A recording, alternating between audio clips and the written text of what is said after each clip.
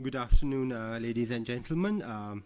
For the 19th roundtable session of the Sri Lanka Innovators Forum of the Gamini Korea Foundation, where we have the honor and privilege of listening to Dr. Tilak Siyambalapitiya, who will present on the Sri Lanka's energy sector, specifically on electricity.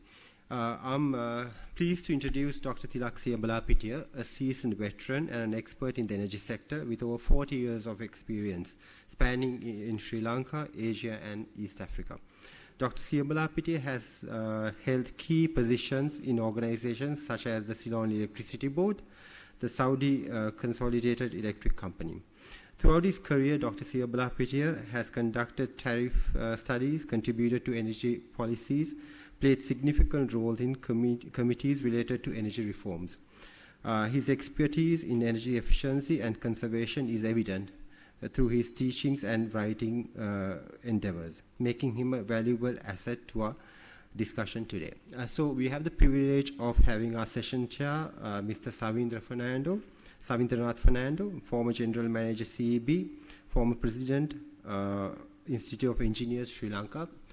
We are glad to have you here, sir. And also our panel will consist of Professor Lilantha Samranayaka, Department of Electrical Engineering, University of Peradeniya, Mr. Ranil Vijay Singha, Independent Consultant, former Chairman, Securities and Exchange Commission of Sri Lanka, and also Mr. Murtaza Jafarji, Chairman Advocata, a premier independent policy think tank in Sri Lanka. So in order to commence our session, with proceedings, I would like to play a small introductory video about the Gamini Korea Foundation and its project, the Sri Lanka Innovators Forum. I hope you enjoyed. The Sri Lanka Innovators Forum, SLIF, is an initiative of the Gamini Korea Foundation aimed at meaningfully contributing towards resolving the complex economic issues confronting the country today. The Gamini Korea Foundation was founded to take forward the passion of Dr. Gamini Korea to achieve just and equitable economic development in all countries. The late Dr. Gamini Korea was an internationally renowned Sri Lankan economist and an outstanding product of the universities of Cambridge and Oxford. Born on the 4th of November 1925 to Dr. C.V.S. Korea and Freda Korea, sister of Sir John Kotalavala, the then Prime Minister of Ceylon. Dr. Gamini Korea's grandfather and granduncle were the famous freedom fighters from Chilo, Victor Korea, who was a member of the Legislative Council of Ceylon, and Charles Korea. His uncle, Sir Claude Korea, was at the forefront of Sri Lanka's entry onto the world stage at the independence and for many years thereafter. Gamini Korea was educated at the Royal College Colombo, after which he started his higher education at the University of Ceylon in 1944, before going to study at Corpus Christi College, Cambridge, and Nuffield College, Oxford from 1945 to 52. There he obtained 2 BAs and MAs from the University of Oxford and the University of Cambridge, and a DPhil from University of Oxford. He was the first Sri Lankan to obtain a doctorate in economics. He was also the first Sri Lankan to obtain a doctorate from Oxford University in any subject. He was a key member of the Planning Committee for Sri Lanka's first 10-year plan, 1959, which sought to raise economic growth and reduce poverty. Among his numerous achievements was his appointment as the Secretary General of the United Nations Conference on Trade and Development, where he negotiated the terms of the Lome Convention, a landmark agreement providing development and access to European markets to Africa and the Caribbean. He was an early proponent of the equitable development who worked tirelessly for trade and development in developing countries. The Gamini Korea Foundation provides opportunities for meaningful economic engagement through rigorous multidisciplinary research to promote inclusive and sustainable development. The Gamini Korea Foundation, an autonomous non-profit institution, is committed to making a real and lasting difference in the lives of vulnerable people. The Sri Lanka Innovators Forum, SLIF, has been conceptualized by Gamini Korea Foundation to bring about change and infuse innovation into the processes of democratic governance and sustainable economic development. It aims to pursue in-depth research and dialogue, focusing on core sectors that need to be addressed, and suggest innovative, results-oriented policy strategies to resolve the current economic crisis.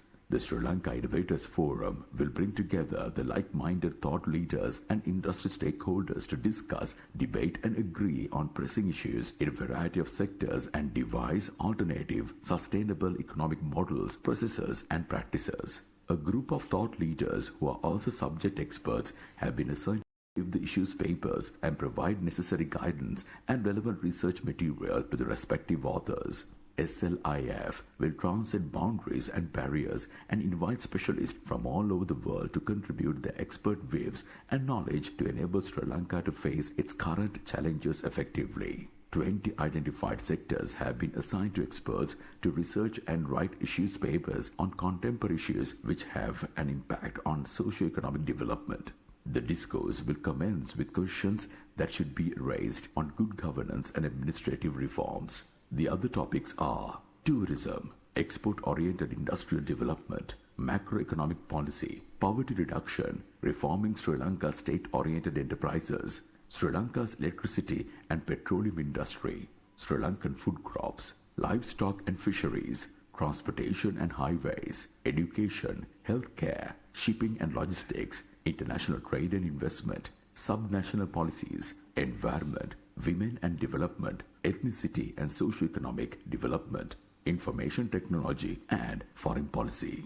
The outcome of these issues papers forms a blueprint to be presented to policymakers as a landmark contribution from the Gamini Korea Foundation towards strengthening the economic recovery of Sri Lanka. You are invited to join the Sri Lanka Innovators Forum by logging on to the Gamini Korea website. Fill in the registration form, choose an area of expertise where you would like to share your knowledge, advice and comments on the issues papers posted under each thematic area.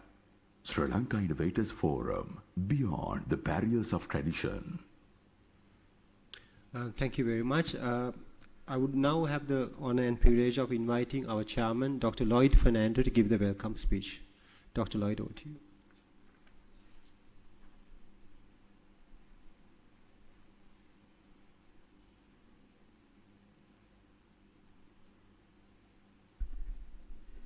Thank you very much, Sohan. Welcome. Good evening or good afternoon. Good afternoon. And welcome is so encouraging to see such a distinguished gathering of people. And your presence is a great encouragement to all of us. We look forward to your active participation. Some of you have already done that. And we have incorporated your suggestions, your ideas into a program of activity which will be carried out in the future. So today, what is going to happen is we have a distinguished panel. There is a chief speaker, main speaker, and then there will be a distinguished panel. And after that, we would like to open the floor so that you could also, from the floor, make your presence felt. So I don't want to speak at length here. Let's start the ball rolling. Thank you. Sohan. Yes, thank you, Dr. Lloyd. I would like to invite Dr. Tilak Siyambalapitiya to commence the session. Over to you, sir.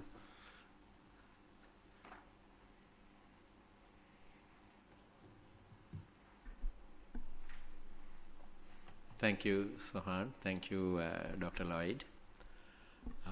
And thank you for inviting me to share my thoughts on perhaps the ever important topic of having a stable and economically efficient electricity industry. So I believe the term stable refers to not only financial stability, but the technical stability as well. Electricity is the only commodity that has to be produced exactly at the time the customer wants it. Perhaps engineers in the audience may know that, but for the benefit of the others, it's the only commodity that it cannot be stored in the form of electricity. It can be stored as water in a reservoir, chemical energy in a battery, or fuel in a tank, but it cannot be stored as electricity. and it does take a moment, sometimes more than a few moments, to convert it to electricity. So the word stability has a technical meaning as well. Of course, it has to have financial stability as well, and the whole sector has to be economically efficient. So over the next half an hour or so, I will provide you some thoughts and issues that I would like the panel to focus on. But before that, I will start on a positive note, as I always do. I want the audience to think that Sri Lanka is always not bad. Sri Lanka achieved 100% electrification in 2016, well ahead of all our South Asian neighbors. And the electrification rate was only 88% in 2010 and only 10% in 1980. 1980 was not that far away, only 10%. The national network losses, that is the amount of electricity that is lost in the transmission and distribution network, came to a lowest of 8.8% in 2019. But on that note, I am getting worried because the losses increased to 9.5. And still, I have not found any reason for the losses to increase, any technical reason for the losses to increase. 52% of our grid energy was from renewable sources in 2022. Of course, I have to put a qualifier there. If the demand grew at the same rate it was forecast to grow, we would have settled down around 45%.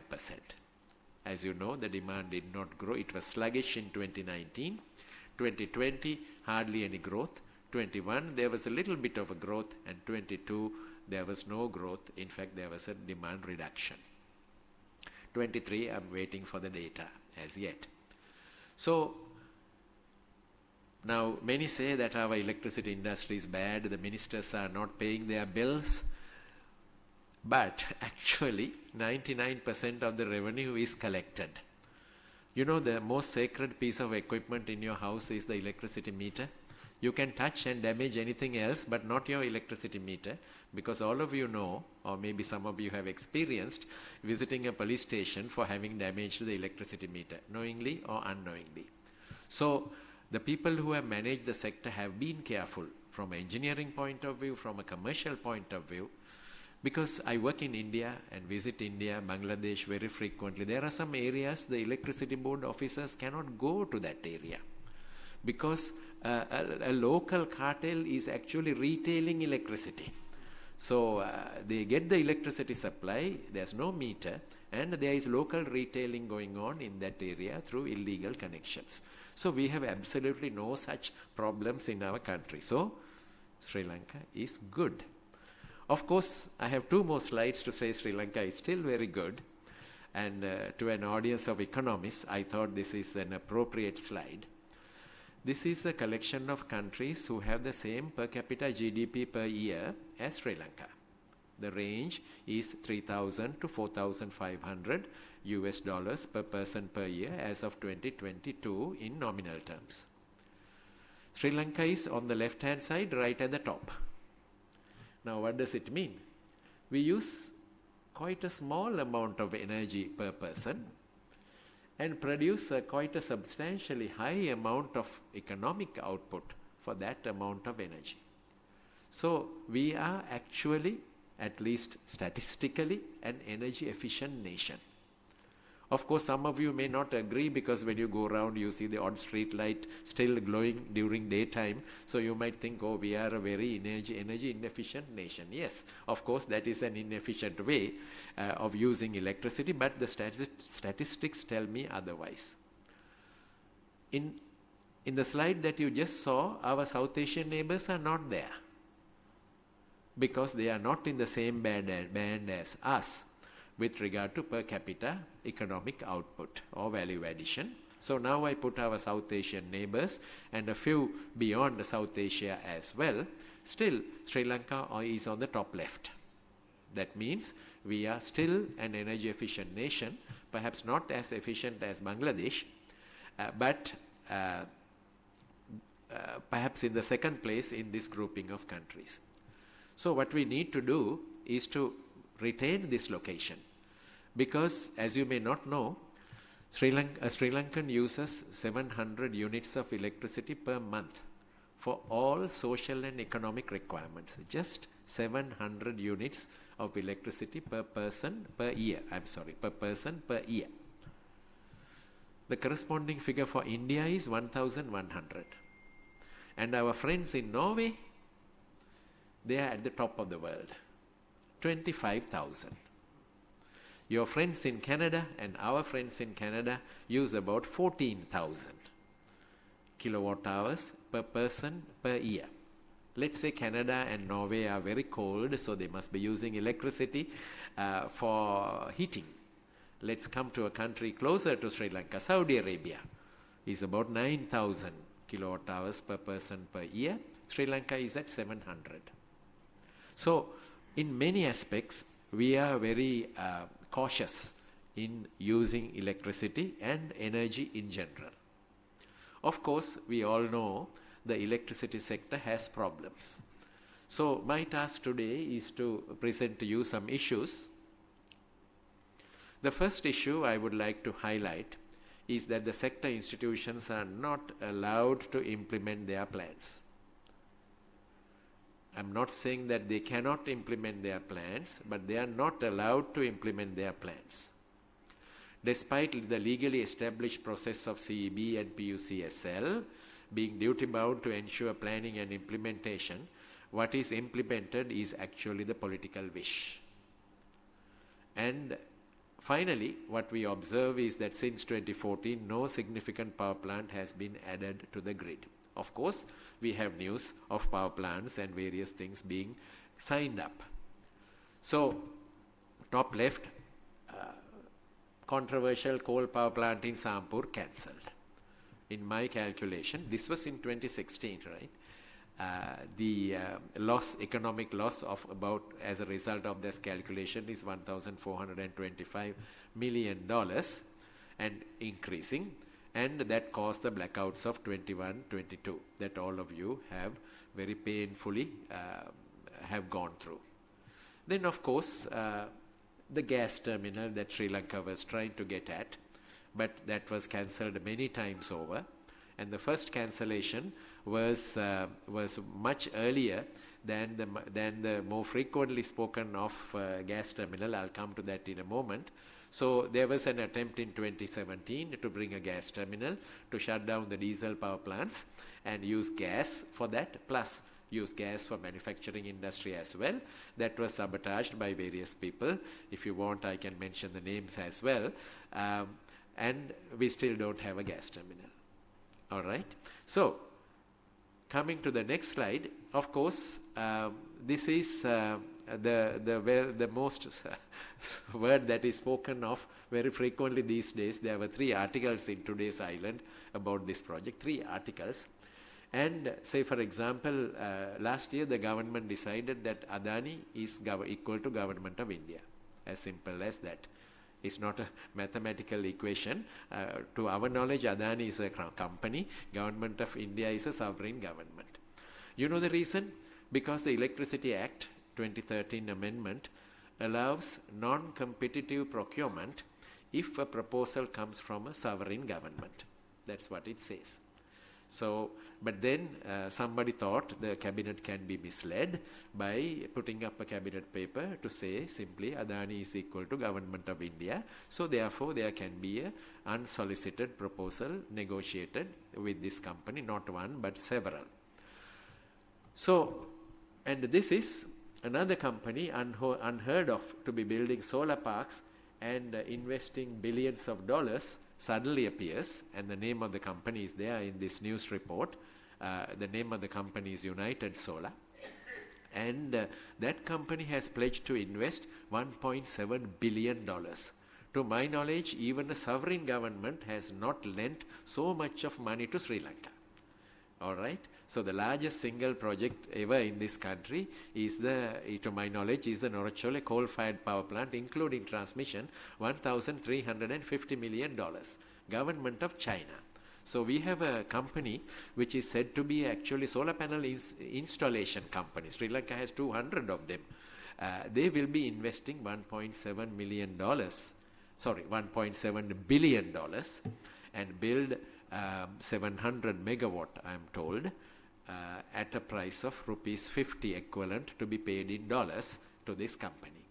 So projects are being talked of, but there is no capacity materializing in the grid. To satisfy the customer wish that there will be stability, technical as well as financial stability of electricity suppliers and the stability of electricity prices and a regionally competitive electricity price. That's what the customer wants. I don't think the customer wants free electricity, but the price of electricity must be regionally competitive. So 2 years ago, having been in the electricity sector since 1982, I thought I completed 40 years of being in the sector. I thought I will calculate how much Sri Lankan economy has lost, since I am presenting it to an audience of economists, how much Sri Lanka economy has lost because of indecision, cancellation of power plants, changing decisions. So I start with Trincomalee, 1987. Who changed? The president. I would say sabotaged. I wouldn't hesitate to say who sabotaged it. And I started calculating the cost to the economy. Now, what is this cost? The cost is the cost of the next most expensive alternative, which is oil. Oil. So if a renewable energy power plant is cancelled or done say that it will never materialize by signing an agreement with an incapable investor, that means when the time comes, that power plant will not be producing electricity from solar and a diesel power plant will come in that place. All right? So that's what I mean by the cost. So I kept on adding. Noracholi has the largest number because Noracholi was debated from about 1993 to 2010. So 17 years of debate, which of course presidents, prime ministers, bishops, NGOs, all of them have a share in this $5 billion loss to the economy. What is that 5 billion? It is the oil bill that we paid instead of building this power plant, and we happily enjoyed the oil, borrowed the money in dollars. Sri Lankans paid in rupees, Sri Lanka paid in dollars to the oil suppliers. And our international debt is only $50 billion. All right? So, I hope you agree or have some comments on my, very simple calculation. So, I kept on adding. I get a figure of $17 billion. $17 billion. And the last item is actually the oil refinery upgrade or rebuild, which never came. For the last 20 years, we have been importing a lot of refined products without upgrading our refinery. Even last week also I heard a Chinese investor is coming to Hambantota. Exactly 24 years ago also I heard that a Chinese investor is coming to Hambantota. All right, so that's the magnitude of the mess that we have made. All right, so how did this impact the finances of the electricity sector, the financial stability? Now in 2010, we had regulatory reforms and we had the Public Utilities Commission coming in as the regulator to regulate the electricity industry, to look after the interests of all the stakeholders. So for about 3-4 years, things were fairly okay. There was a gap between the cost and the price. So this was the price and this is the cost. There was a gap, but things again improved here. But after 2015, you will see the gap between the cost and the price kept on increasing. So the Independent Public Utilities Commission was now acting like a politician, not increasing electricity prices. Whereas with project cancellations, the electricity costs approved by the same PUCSL, these are approved costs, these are not calculated costs, these are the approved costs, started going up and up. of course, into 2023 is, of course, rupee depreciation and all that is included there. So, cost goes up and the price is held constant, almost constant. There are small ups and downs here in this figure, but the number is almost the same from here to there. The small variations are because the market composition changes a little bit. Sometimes the commercial customers consume more, etc. So, what does CB do? What have the former chairman of CB done? They just go to People's Bank and borrow. Borrow and borrow and borrow until the debts, you may call them overdrafts, you may call them short-term debts, reached, in my estimate, 660 billion rupees. 660 billion rupees. So, if you recall hearing a politician saying that my government will not increase electricity prices in 2019, run up to the elections, run up to some other local council elections, etc. So, this is the end result. So the sector went bankrupt in late in 2022. So, my second issue is that CEB, or more specifically the bulk supply business line of CEB, has been reporting very large financial losses, requiring very large price increases right at the end of this window that I showed on the screen. Now, this resulted in Sri Lanka reporting almost the highest price of electricity in Asia, South and Southeast Asia. So, I've shown this slide many times over, but please remember that these were the prices that prevailed before the recent price increase, because the recent price increase and its related calculations have still not been published. So, these are based on published calculations of the prices that we have been paying until 2 weeks ago. Sri Lanka was the third highest for a small household customer, 90 units of electricity. Nobody in this audience can manage your household consumption with 90 units of electricity. I cannot. Obviously, you also cannot. Maybe Harsha can. All right. So, even that low user is also paying this much of electricity, this much of price for electricity. I am talking about the income angle of this customer. I am not saying that he is not subsidized. Even with this price, he is subsidized. Look at the commercial customers. This is where Sri Lanka won the Asia Cup for electricity pricing. All right. So, we pay more than Sri Lanka. So, BMICH pays more than the electricity bill of a similar convention center in Singapore. All right. So, that's a situation. Or the school your children attend, the electricity bill is almost equal to a similar school in Singapore. Manufacturing industry is not close to Singapore. Of course, we are not in competition with Singapore to manufacture and export goods. We are in competition with South Korea, perhaps, and that also perhaps not. Vietnam, Malaysia, Pakistan, Thailand, in various states of India. That's where the competition is to attract investment, and Bangladesh here as well. The horizontal axis does not mean anything. The horizontal axis was brought in just to spread the data so that you can visualize the data very well. So, Sri Lanka there is also the third highest in the region. So, this is the end result of all these project delays, indecision about projects, cancellations. So, maybe some of you would have applauded when the president cancelled this power plant and that power plant. But this is the result. Now, this is an interesting graph, once again done at the end of last year, in the December situation. How were we producing electricity? What are the costs? The horizontal line 32 is the variable cost of electricity. As any product, electricity also has a fixed cost and a variable cost. So, you have a car, you have a fixed cost of its, whatever fees that you have to pay. and your licensing fees, etc. And when you want to use it, you have to pump fuel, and that is a variable cost.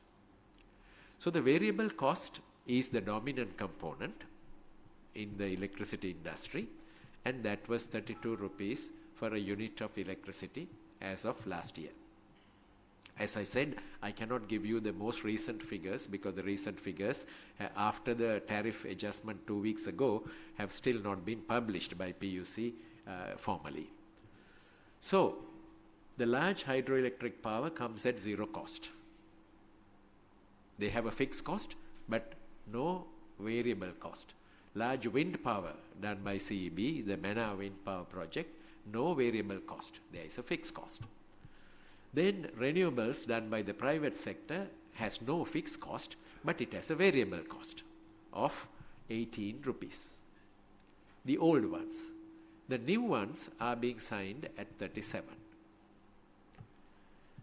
Rooftop solar, some of you may have some rooftop solar on your roofs. The surplus energy is purchased at prices 22 until year 22, but for new contracts the price was 37. So as of year 2022, that means, sorry, the 23, the second half of last year, the pool average of older rooftop solar was 25. But new rooftop solar was being signed at 37.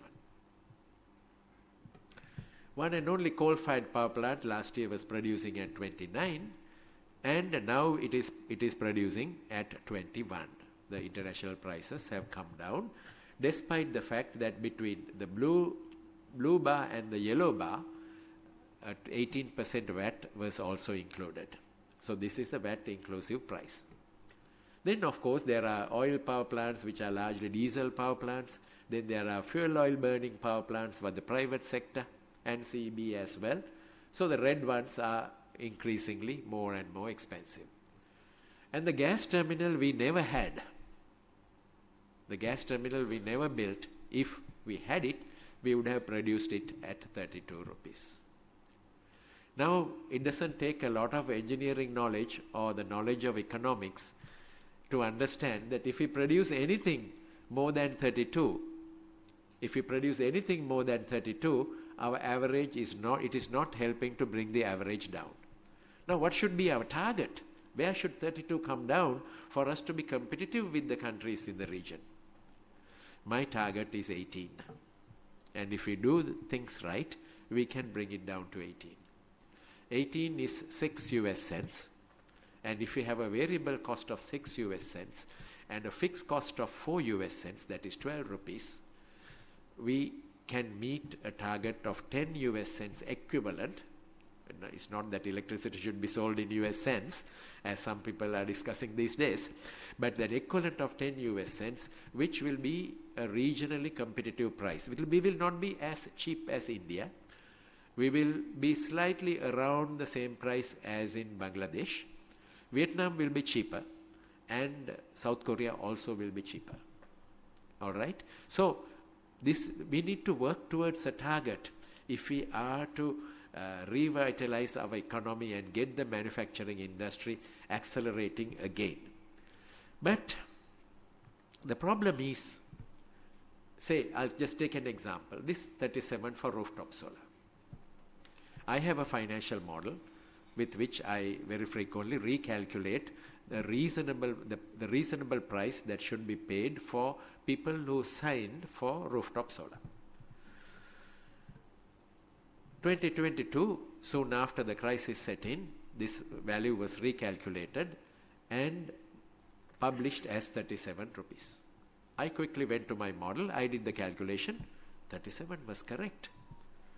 Why? Exchange rate was 380, 390, bank interest rates were 24, and the return on investment expectations, even of an individual, I would have to say it's about 28%. So therefore, and the solar panel prices were such that 37 was good. So for people who made the business decision at that time, 37 was a good price. Now you look at the situation. Solar panel prices have come down. Exchange rate has eased out to 310 now, I hear. And the bank interest rates have come down, but the price is still the same. the price is still the same. So even today, agreements are being signed at 37. At a time when I insert the present values to my model, I get 24. I get 24. 24 is the fair price that should be paid for new contracts. Because Sri Lanka has a history of signing power purchase agreements, renewable or otherwise. Once you sign, you don't change. CEB is the only buyer, has never requested, the government also has never requested a private investor, look, you seem to be making a lot of profit, can we renegotiate your agreement? No, it has never been done or never been forced on the private investors. But then, for a person who makes a business decision, the price that is on the table, because there is no competition here to sign, it should be the correct calculated price. It is the same for larger renewable projects. You would have heard in the news 150 megawatt of a cluster of small renewable energy projects were either signed up or were to be signed up very soon. So that group of investors must be working overnight to prevent the ministry from reducing these figures, because these figures are based on the year 2022 August economic situation. So in my assessment, I have not done the calculations, but these numbers should come down at least by 20%. Because these are 20-year agreements. These are 20-year agreements, but fortunately, unlike the project that is very frequently spoken of these days, these are rupee-denominated prices. Once it is signed, the payment is in rupees. But still, this price is not correct for the correct time. So when this system was set up, I am talking about small renewables. When this system was set up, the cabinet approval was that every year by the 30th of November, there will be a recalculation and published for the subsequent year. So that 20th, 30th November, everybody will know if you are ready with the project. If the prices are going down, you run to CB and sign the agreement. And if the prices are going up, you just remain quiet and go on 1st of January and sign the agreement. That's fine.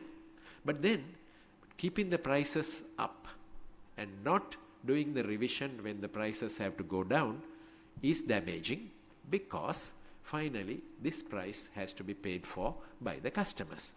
So, costs have changed. Now, the committee to do this calculation is simply not convened. So, if I ask the committee members who decided on 37, they say we have not been invited. So, who should invite? Secretary to the Ministry of Power. That's there in the original cabinet decision of 2008. I know because I drafted the decision in 2008. But it's not being convened. So, there are many other issues in pricing and costing of distributed energy. So, there is another very famous case. Sri Lanka has been keeping the price of electricity very low for 9 years at a stretch, since 2014 to 2022, 9 years. So many large industries thought, oh my, I have a huge roof, so let me purchase subsidized electricity, and the cost was 18, but they were being asked to pay only 11. And I will sell all my electricity, which fetches a price of 22. So a large number of industries bought 2-page advertisements in newspapers to tell the world how green they are. What they were doing is this. Now what happened? Come 2023, this price went up. This price went up to rupees 40. Now they went crying to the PUC and to the minister, and immediately they were allowed to change the contract. They did the business decision in 2016, and given the prices, they have had their simple payback period twice over, and now comes an opportunity to change the contract, to take advantage of not purchasing from the grid. So these anomalies are repeating over and over again. If I tell you the loss to CEB and LECO, which is not a loss, the customers, you all will pay, right? And you are paying already, owing to that single decision. of allowing customers to change their contract from selling everything to setting it off against your own consumption, my calculation is 11 billion rupees a year. 11 billion rupees a year. And the health minister has been remanded for a fraud of 1 billion. For a fraud of 1 billion. That is the case I heard about the health minister.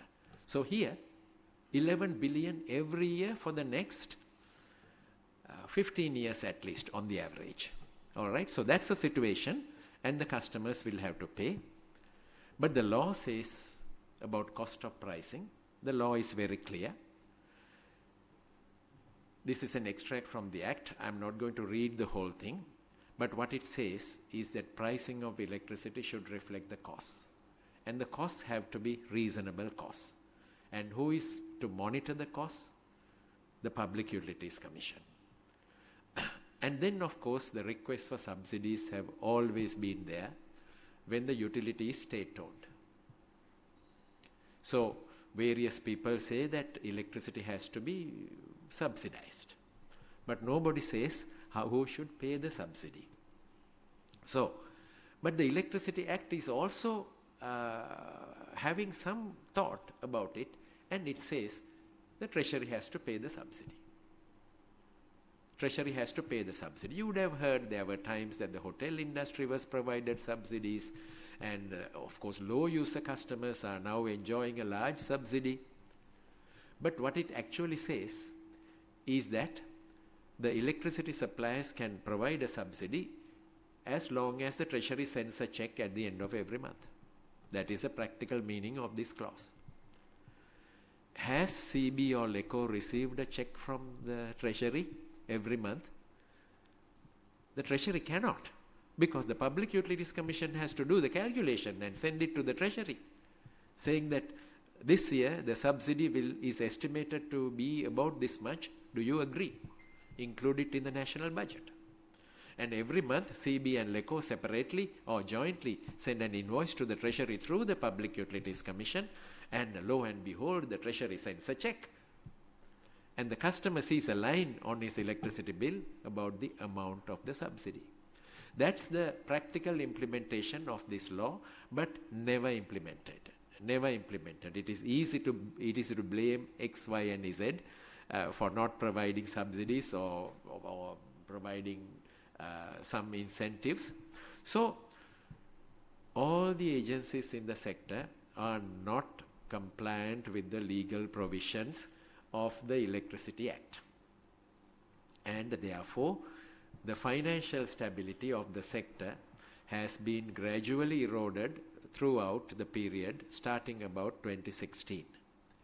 It has happened in the past as well, but because there was no Public Utilities Commission, somehow or the other, when the government changes, the utility leaders at that time have been able to get the corrections faster than waiting for 9 years.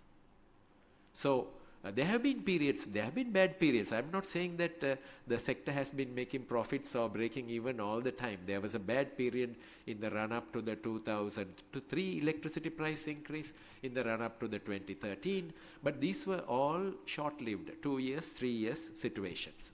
So, if the tariff regulation by the Public Utilities Commission follows the methodology, what should have happened is basically this kind of an arrangement. The cash flow is very clear. This is an account. I will not go through all the details. These are the distribution units. The customers are here and the generators are here, and the government is overseeing the situation from here, and this account is published for the people to know. Now, you would recall that people had to virtually go in procession to get the tariff reduced just 3 weeks ago. And there were, speeches in Parliament, the prices should come down, etc. But if the methodology is implemented properly, that change, that correction is automatic. How is it automatic? The methodology says that the fixed cost is not recoverable. That is, once it is allowed, it is given. If there is a profit inside, that profit is also allowed.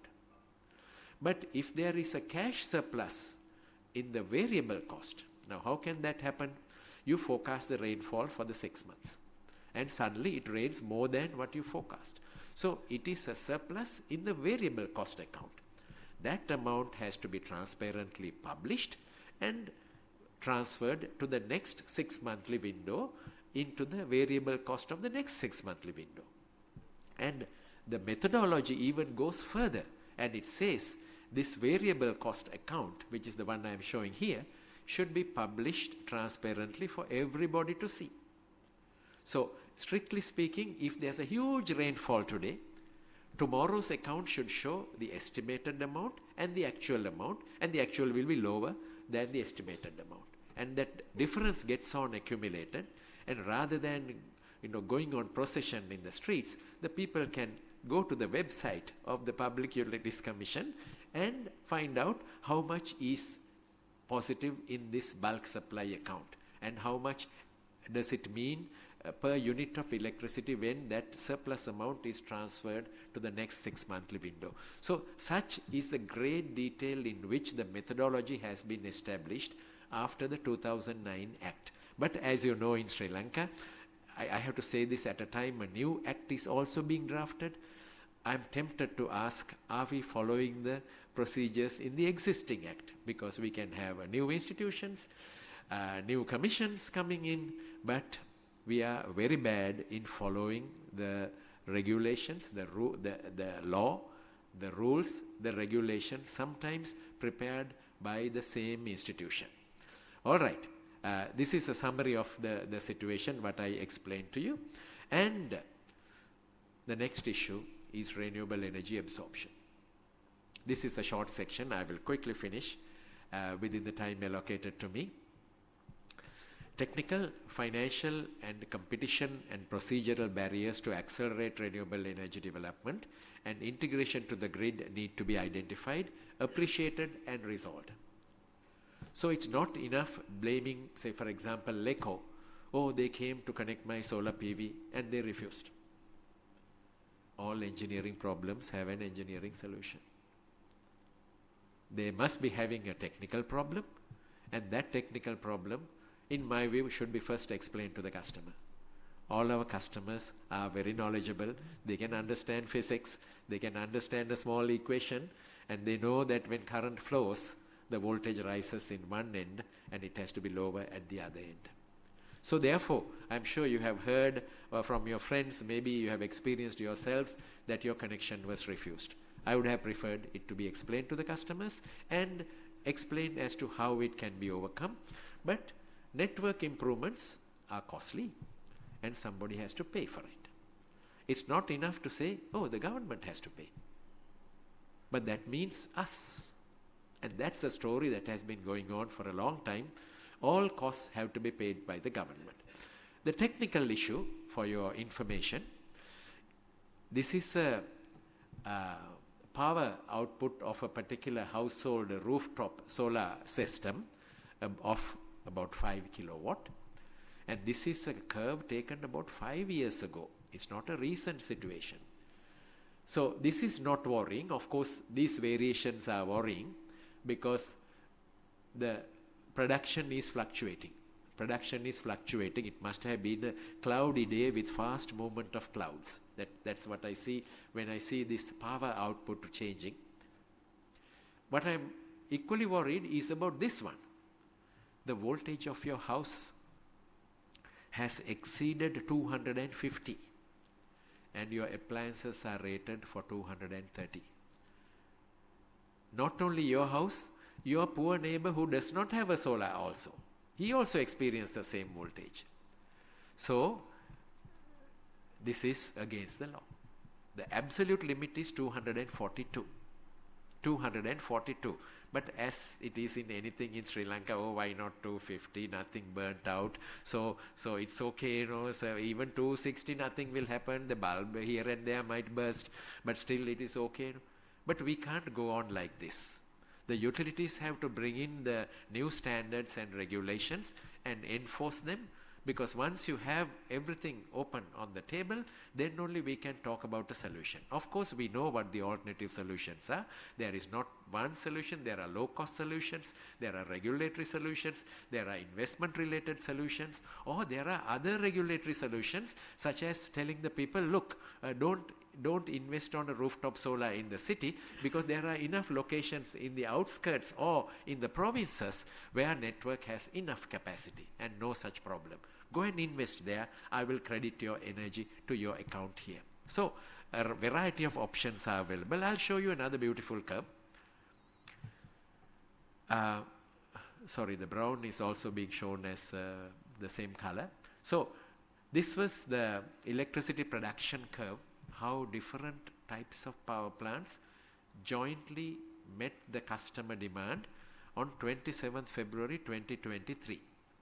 Now, you would remember we had power cuts up to about a week before this date, so that's why I picked up this date with a no power cut date. And it was a warm day, being in end of February, it was warm. And this is how the customer demand was met. What is of interest actually is that this rooftop solar PV contribution is increasing, and it is not adequately displayed as a part of the demand being met by this rooftop solar. And the fact that this graph shows that the demand max in the country, at least on this day, which was a midweek day in the warmer month, is not in the evening. It is in the middle of the day. It is in the middle of the day. Of course, this is a very crude simulation. The bottom part of this curve is based on actual published data. But how much is this? Because as you know, your rooftop solar is measured, but it is not communicated to a central database. So therefore, we actually do not know whether this calculation is right, but it is in the correct range. So these are the changes that are happening, and it is also important to realize that this distributed generation in various locations of the grid are depending on the grid, and the grid is standing by on behalf of those customers. So therefore, there is nothing called the electricity bill becoming zero. I see in the newspapers, if you install this, your bill will be zero. Well, bill is zero because the pricing is not correct. But the bill can never be zero. And of course, the other issues I will quickly move. Competition for the supply of electricity is desired, but if not implemented cautiously, may turn to be worse than the present situation. Present situation, at least for some procurements, the procurement problems are largely in power generation. Transmission, distribution, you do not hear of much of a problems because these are lower cost stuff. But generation is where you have the debate. So, but if we have a real-time competition that is being allowed in the new act being drafted, we have to be even more careful, because having this kind of a sort of very, very tight regulation, also there are so many things happening outside the regulation. So I leave that for the discussion session. Finally, you saw the refinery line in my $17 billion calculation. So Sri Lanka's oil refinery is 50 years old and definitely inadequate to meet the demand for refined products. This situation has prevailed from about year 2000, and currently it meets only about 30% of our requirement. So direct imports of refined products are expensive. So, but the investment doesn't seem to be getting facilitated into the petroleum sector. So where we should go, and according to my estimate, we have lost $6 billion for not building a new refinery at the correct time. So finally, that's my last slide. The quest for stable and economically efficient electricity industry. Are we heading in the correct direction? As of now, I have to say no. Thank you.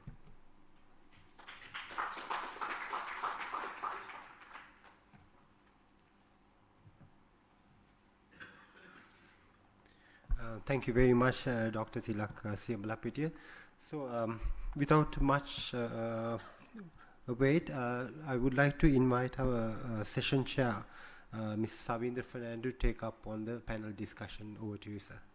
And I would like to invite our panelist, Professor Lilantha Samaranayaka, Department of Electrical Engineering, University of Peradeniya. Please take your seats, sir. Mr. Murtaza Jafarji, Chairman, Advocata. Mr. Ranil Vijay Singha, Independent Consultant, former Security and Exchange Commission. And also, last but not the least, Dr. Tilak Siyambalapitiya. Over to you, sir. Yeah, I think my mic is on. So, welcome to the next session. We heard very succinctly how he puts the thing in the proper perspective. Yeah. And that was Tilak. He raised basically 5 issues, out of which at least 3 are directly related to the stability issue. That is the lack of adequate generation. The pricing issue he dealt very extensively. The third one on the renewable introduction and the limitations or otherwise. The fourth one is there a way out on decentralizing or unbundling issue, whether it will add any competition. And the fourth one, of course, not directly related to electricity, but in an indirect way, it's also related to electricity. Are we having cheap oil if we can get it in-house refined? And then now we should move on to the 4. We had initially 4 distinguished panelists. Now we have 3 at the moment. See, we're not playing tricks, okay? And before going into the inviting them, we might also take note that we are talking about, first it was about energy, and he had Tilak's paper was on energy issues. You have to also keep in mind that Sri Lanka has 4 basic primary energy sources. 2 of them are imported, 2 of them are in-house, namely hydro and other renewable-based electricity. It's a primary source. Biomass, which still accounts for about 40% of the energy picture, also indigenous. Then the 2 imported ones are the petroleum and the coal. So on these 4 pillars rest the rest of the economy. It's also said very clearly, energy is the engine of growth. If there's any imbalance in the energy supply, whichever it may be, petroleum, coal, biomass, or even indigenous renewable sources contribute to electricity, the energy mix becomes imbalanced. And then we are in for trouble. So without taking any more time, let me now invite the panelists, and first to go will be the only engineer in the panel except the 2 of us,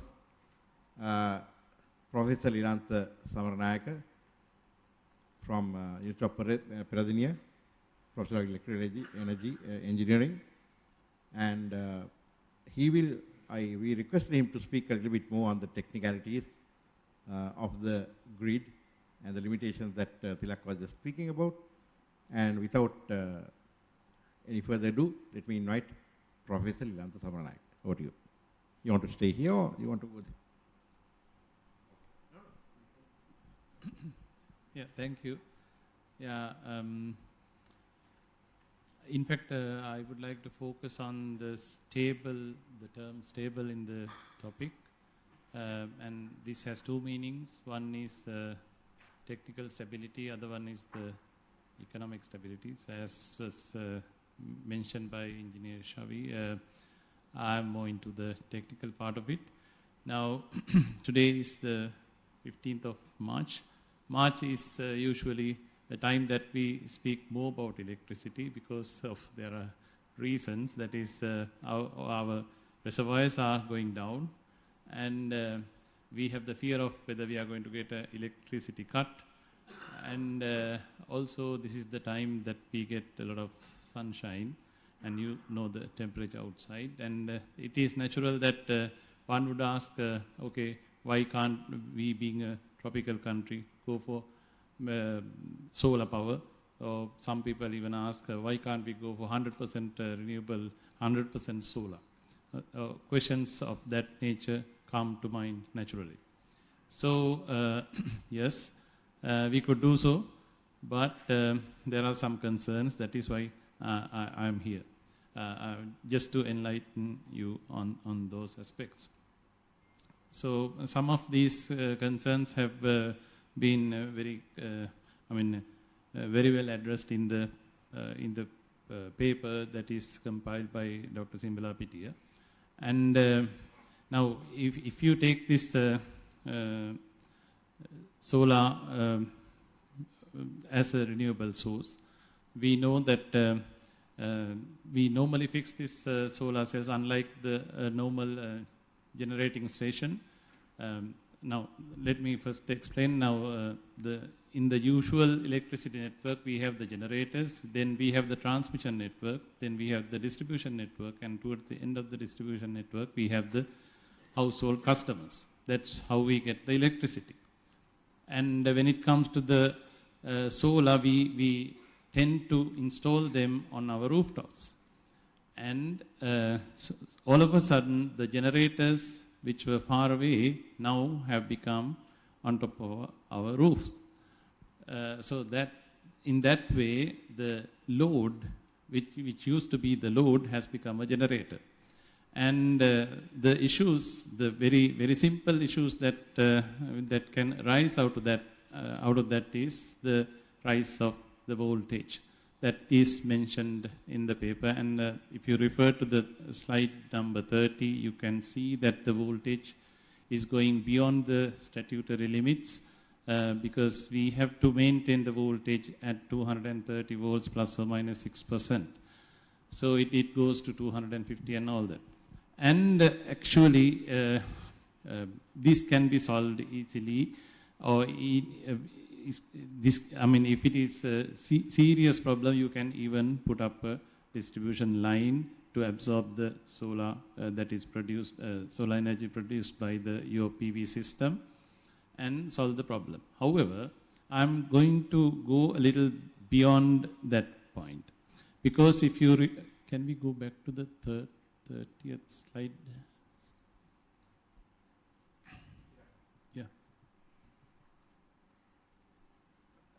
Yeah, you have the two waveforms. Yeah, thank you. All right, okay. Yeah, in this, now obviously, one thing is, now even a kid would understand that we cannot use solar 100% because in the night we don't have solar. And our demand peaks are at the night, because night peak is around 2,400 megawatts. So that is out. So let's say, to make the life simple, let's say we go for 100% solar only during the daytime, right? Only during the daytime we go for 100% solar, right? And then I want you to focus on the upper graph, which is the AC power here.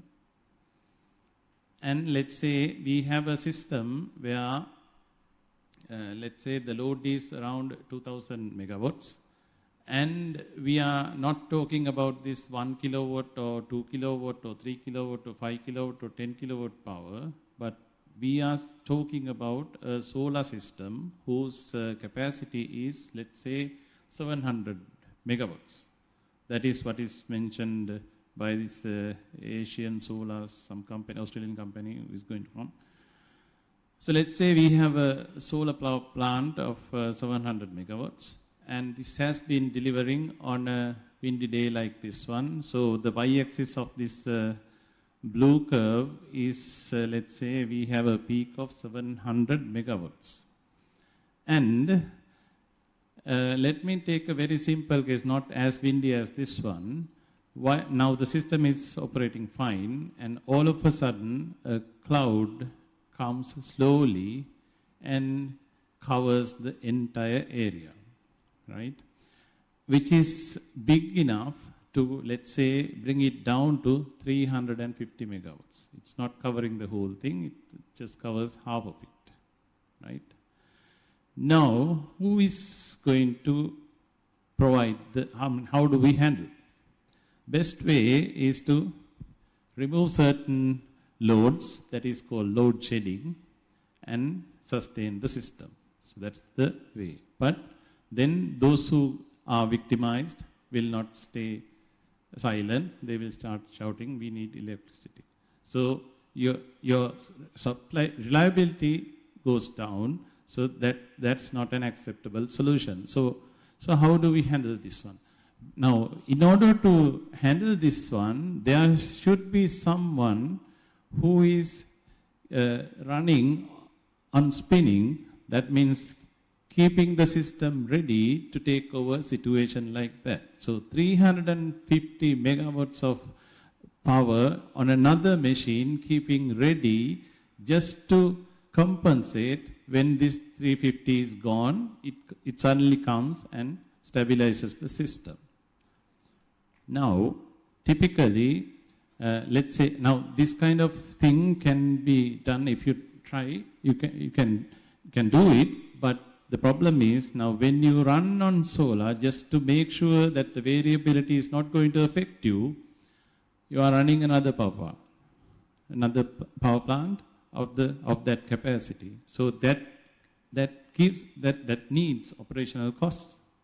There's an investment and there's a cost, and that should be reflected in the cost of production of the solar power unit. Do we do that? So that is one concern. And also, now, as we have seen since 2014, we haven't been adding large power plants. So that means we have not increased the hydropower plants, and we have, I mean, to be honest, we have gone to the limit. We don't have water resources to do that. So in the hydropower, we have hit the limit. That means when you start connecting more and more solar to handle this scenario which I just explained, there's no spinning machines that you can keep spinning to compensate. So that's a serious problem. So in that case, what are the options we have?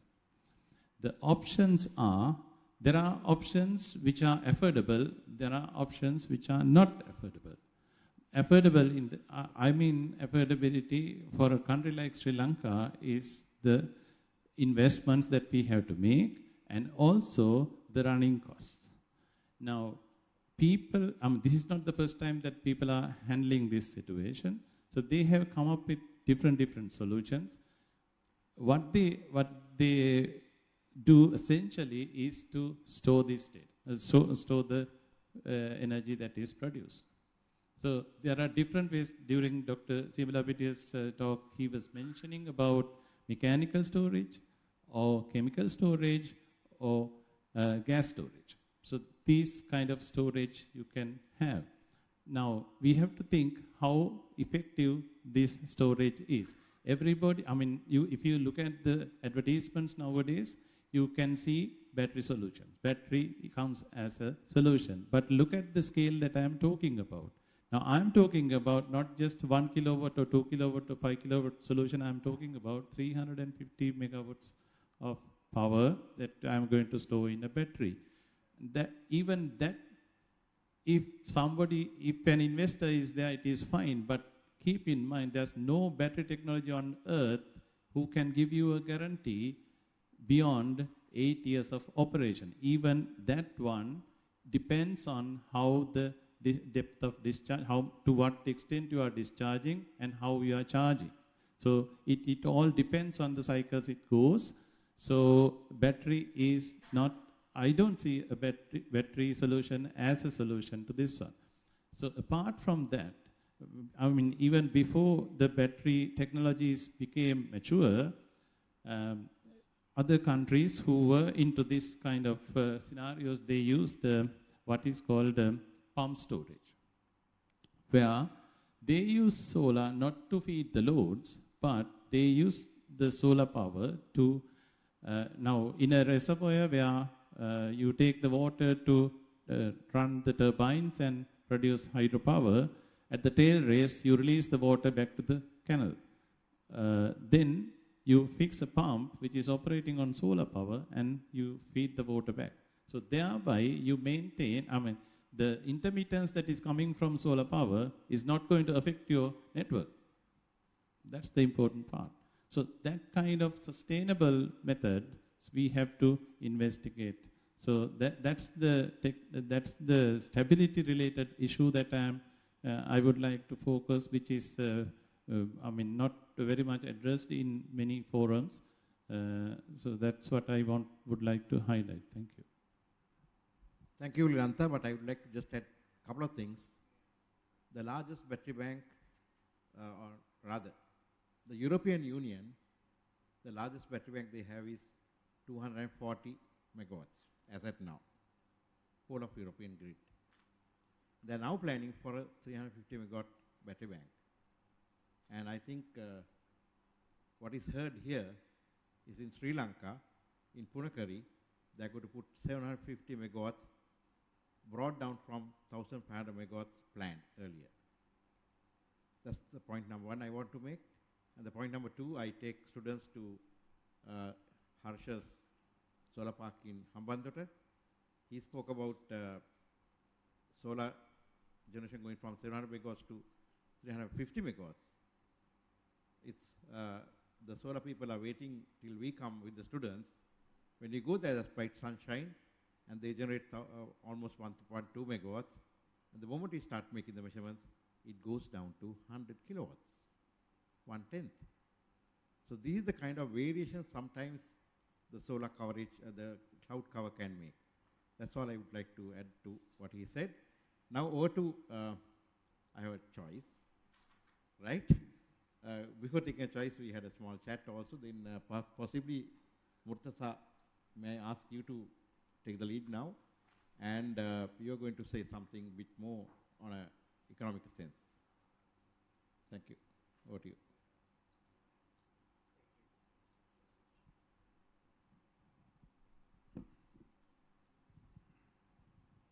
Thank you, Chair. Good evening, everyone. My name is Murtaza Jafaji. I pontificate on many things, so I will pontificate again on this subject. I am representing a think tank called Advocata, which is a public policy think tank. I'm not a professional economist or a PhD economist, but understand the subject enough to bring in an economist lens into this matter, and I've been given 10 minutes, which I'm acutely aware of.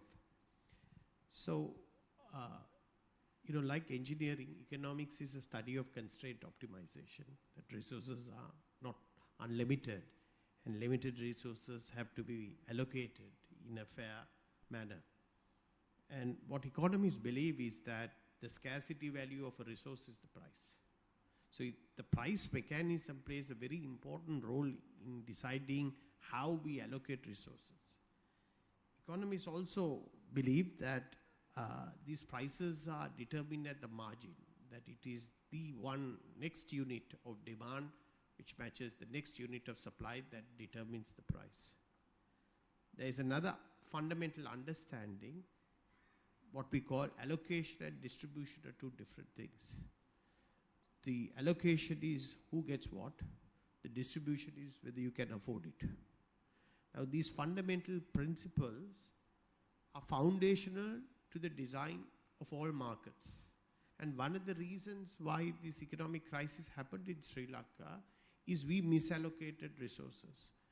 The common narrative is it was due to corruption, but more so than corruption is we distorted the pricing mechanism, may it be the price of money in terms of the interest rate, may it be the exchange rate, may it be the energy markets, which comprise over 20% of our imports. And because we misallocated resources, we got into this crisis. Now, energy is the single largest item of imports. It is more than 20% of our total import bill. So we should allocate that on a very efficient and on sound economic principles. But unfortunately, there is such a politicization of the energy markets that goes against the basic foundations of economics of allocating resources. So what are the ramifications of this? First is, let's understand the nature of electricity. As Dr. Siyambalapitiya said, that it's a very instantaneous product, that you can't substitute one moment's electricity with another moment's electricity unless you store it. So the nature of the product is that it lends itself to a spot market, that the prices basically at one instance have to be very different to another instance. Now, if that is not happening, there is some other form of intervention that is smoothening the price. Right? Now, this smoothening, either you are smoothening it through storage, or you are basically smoothening it through a derivative market where somebody else is carrying that volatility risk, or you are smoothening it through the institution, like when you have a monopoly like the electricity board, it is smoothening it through its balance sheet. Now the question must be asked, should you be doing this? Because the supply of electricity, as they have shown, is highly variable. It is more variable when it comes to renewable energy due to the nature of renewable energy. The fossil fuels are more stable because the energy is stored in the fuel. And therefore, it is more variable because you can decide, it's not that easy to switch on and switch off plants, but it's more variable, or more controllable, more predictable than renewable energy, where you have very little predictive power. Now, the other side of the equation is the demand side. Now, you have to ask yourself that if the pricing mechanism comes in and you can signal the scarcity value of that resource at any one point, can you manage demand? Can you shift demand? And in the absence of a price signaling mechanism, that whole demand side of the equation is missing in Sri Lanka. We do have time of use prices, but it is not mandatory for all users. It is there for large users. Most advanced markets have a far more dynamic pricing mechanism. So there is a large signaling that happens, incentivizing users basically to shift from expensive times of the year or expensive times of the day to cheaper times of the day. So another foundational principle of economics is people are rational and incentives drive behavior. So these important elements are totally missing in the electricity market. So besides a technical solution, there has to be market-oriented solutions to the electricity market in Sri Lanka. So in all this reform that is being contemplated, that element has to be seriously looked into and bought in. Now, I can be corrected, but that level of knowledge and understanding, I believe, is very poor in Sri Lanka. Right? This is the know-how we need to get. And it is fundamental, and I am not only advocating in the electricity market, I am advocating in every market in Sri Lanka. Why do we have diesel and petrol prices that are only changed once a month? Why shouldn't it be changed every day? In India, they have 65,000 fuel stations, the price changes every day. But we have reasons saying the fuel pumps are not digitally connected and we cannot. So because you have all perverse behavior, like if the price is going up, the fuel sheds all run out of fuel on the last day because they are playing the inventory game. They know they can get a bump up, so why sell it on the 29th or 30th day? So so the market, as Adam Smith talked about in 1773, the hidden hand of the market resolves a lot of problems. And we are not using the market mechanism to solve a lot of the problems. Now, since I will run out of time, I would like to touch on a few other things. The electricity sector, as Dr. Siyambalapitiya is showing, that 700 billion is the potential losses. I looked at the balance sheet of the CEB. One of the good things is it's a listed company, right? Most people don't know this. The electricity board is listed because they issued a debenture. So every quarter you can look at the accounts. And anybody who's interested, go to csc.lk and put CEB and you can look at the accounts. Now, I have seen about 300 billion that is funded through basically bank borrowings. And my premise is these losses have to be socialized, that they were all subsidies that have been given, and you should not use current prices to recover losses made in the past. Because if you do, if I said that prices are set at the margin, you are going to distort the price. And that is why you should socialize the loss, which is take it to the balance sheet of the government and use a general tax like VAT, because then it does not distort relative prices. What is fundamental is we should not mess with relative prices in the economy. A price of one substitute of energy relative to another energy. Right? So if you try to recover past losses through current prices, you are going to make electricity more expensive than it should be at the margin. Right? So that's what I said, that an economist's lens has to be bought in to solve these issues. And what I'm advocating is electricity does not have VAT. I'm advocating, let's put VAT on electricity because it is there on petrol, it's there on diesel. Don't distort relative prices, but the past losses should be transferred to the balance sheet of the government so that the interest cost is taken out, and hopefully the VAT that is collected will probably be able to service the interest costs. Now, I am a member of the State-Owned Enterprise Restructuring Unit. Part of Sri Lankan Airlines losses have been taken to the balance sheet of the government because they were policy errors made over a long period of time. There's water under the bridge. You can never revive Sri Lankan Airlines and say that you try to earn it back because you are competing at the margin, new prices. Okay, I think I have 2 minutes more. I'm also an investor in solar energy. So I have practical experiences of what happens.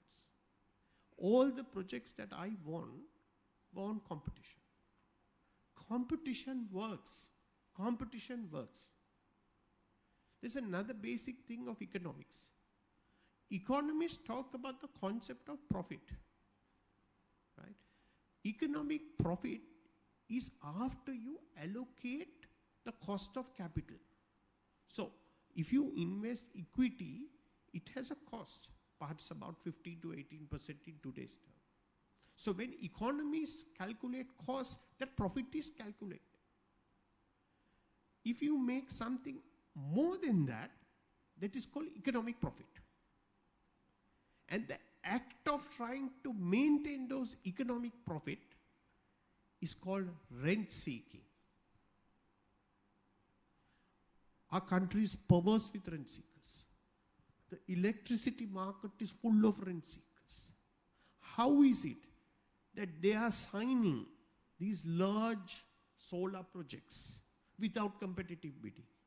The projects I won were 5 megawatts. They are awarding 100 megawatts. Dollar-based. Solar parks. The land is the biggest binding constraint. It's a nightmare to get land because after they nationalized all the land, nobody has large tracts of land in Sri Lanka. It's all with the state. So they're giving solar parks, Siyambalapitiya, Hambantota, dollar-based pricing. So, everything is coming down in pricing. So just imagine the fat rents. This is what I call the gravy train. And I have seen and had a ringside view as a member of the State-Owned Enterprise Restructuring Unit, how gravy trains work all over Sri Lanka. So, if there was one takeaway, competition will bring down the price. Dr. Siyambalapitiya talked about 6 US cents. I don't think I can do 6, but I can do 6.5, 7. But if you give me 100, I may be able to do better than 6. Now, when you give people 100 and you give 9, come on. I mean, look at the type of money that is being made. And one last comment, coupling a battery plant with a solar project is a bad idea. You should fix the battery to the grid. Because what happens when the cloud comes? What happens when it starts raining? Even if you go and put it in the north, was it November, December, January, it rains up there. So the battery is all idling. So why are they coupling, the engineers can answer this, why are they coupling batteries into the plant? The battery should be a separate competitive bid. And one statistic, to generate 16,000 units of electricity based on a plant factor, based on trackers of 19%, which is low. We can get as high as 21. All you need is 40,000 acres in Sri Lanka. It's a very hypothetical calculation because you can't store that energy, right? All you need is 40,000 acres. Sri Lankan landmass is 16 million acres. So you only need 0.25% of the land mass to generate all the energy from solar.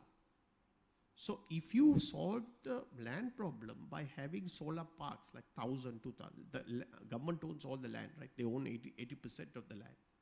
If you do that, you will bring the price even lower because you will solve the permitting problem, you will solve the land problem, you will get the economies of scale. All our properties have to have elephant fences, so you have one fence over a large area of land, you will have one caretaker bungalow, you will have one grid line coming.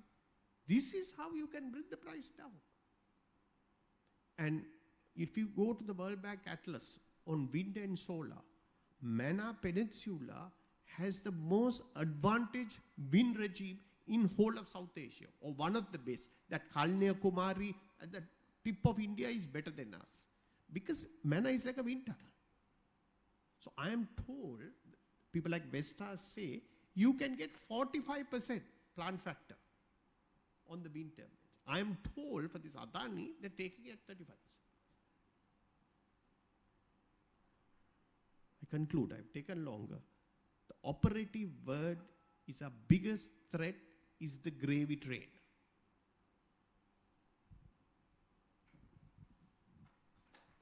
Before I take a deviation to the whole discussion, you said a mouthful. But you also said about the concentrated solar, and he just showed certain aspects where I personally do not like concentrated solar. When I say concentrated solar, it's not the solar concentrators, solar concentrated in one place. I started teaching solar photovoltaics way back in 1983 to my students in Mortua. One of the things that I used to tell, solar has the biggest advantage of generating where it demands. So we have so many, say 6 million, let's say 4 million house roofs. We have acres of large factory rooftops. Then I see my teacher, Mr. Somaratna, who has been coming and tapping on my door when I was at CB. Shavi, please allow me to use the highways to put solar. Why not? Just imagine the highway from Katunayaka to Hambantota. You put 100 megawatts there instead of 100 megawatt plant in the place that you mentioned. It's not Siyambalapitiya. Siyambalapitiya. I didn't want to say that because the Siyambalapitiya proponent is here. I've had many discussions with him, very interesting ones. Just imagine 100 megawatts spread over 100 kilometers. One place it's raining, the other place it's full sunshine. The variability of the solar production will be smoothened out. Then you look at those peaks that you saw in that curve. There's diversity added into it. So then I will accept Lilanta's argument. It will come down from 750 to 350. But you have it in one place, Murtaza, 100 megawatts now, 0 megawatts next moment. So there are in that sense, I am sure you will agree with me, spreading out solar as much as possible in the vacant spaces that we have, not being used for any purpose. Why cover the valuable little bit of land that we have in Sri Lanka? Let it be reserved for whatever purpose. Why do you want to cover it with solar? Of course, I saw recently his own Professor Janaka is now talking of transparent solar panels. Of course, you can do these fancy things. Why do you want to go for fancy things when there are low-hanging fruits already? So my proposition is that if you want to do solar, yes, but let it be done in places where it can be done best. And as you very correctly said, keep the battery banks separately, and also if that is for the frequency control, that's a different matter altogether. Leonta, before I leave you, you also want to say something about you did mention about the pump storage, but you also forgot to mention the difference between batteries and pump storage in terms of waste. Can you, that we are going to collect, right? Can you say a few words about pump storage a little bit more for the audience to get a good hang of what you said? Yeah, thank you. Yeah, there are a couple of differences. Of course, battery. You all know what a battery is. It's a chemical storage of energy, and you need there's a chemical reaction to release the energy, and the reverse of that happens when you charge it, and because of that the operation is quite fast. So you can have a fast operation in the battery, but at the same time you need to replace them quite often. As I mentioned earlier also, the lifetime, the maximum commercial batteries will be 8 years, and on the experimental setups it will be 10 years, not more than that. I don't see any further improvements. People are working on other aspects like supercapacitors compensating for batteries and improving the lifetime, but not at commercial stages. So that's about the batteries. But when it comes to the pumped storage, the game is different, because here, if we are talking about hydropower station, you have the reservoir containing the water, then you have the tunnel where you bring the water, then it goes through the turbine, turning the turbine, and turbine one end is connected to the generator, and the generator produces electricity, and then it is transformed to the required voltage level and then gets connected to the grid. And the water that is exiting from the turbine that then connects back at the tail race and connecting back to the river or whatever the stream. So the idea of pump storage is you collect this water at the tail race and pump it back to the reservoir. Now, if you think about this, I think this was debated long time ago, I think 40 years ago, to have a perpetual machine like this, but it won't work unless you put energy in the loop, right? So this extra energy that is required to pump the water back to the reservoir, you need to get from somewhere. So, and the other important aspect is this does not need to be carried out continuously. All the intermittence is acceptable there. You pump the water when you have electricity, when you have solar power, and you stop when you don't have. That's fine. So that aspect is there. So all the fluctuations that you see in the solar generation can be flattened if you go for that kind of model. And the storage that we have is the water. It's stored as energy, the potential energy in the water in the reservoir. So there's no chemical reaction, therefore there's no problem of lifetime. So this is far superior technology as compared to batteries, right? So as long as you can use the reservoir, which is typically in the order of 100 years, you can use this technology, the storage. Of course, it comes at an initial cost. Construction cost is there. All sorts of the costs are involved, but once it is done, it's like a hydropower station. I think I...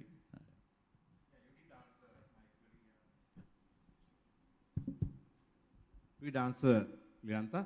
Now we are going to take a slight deviation from the technicalities and the energies.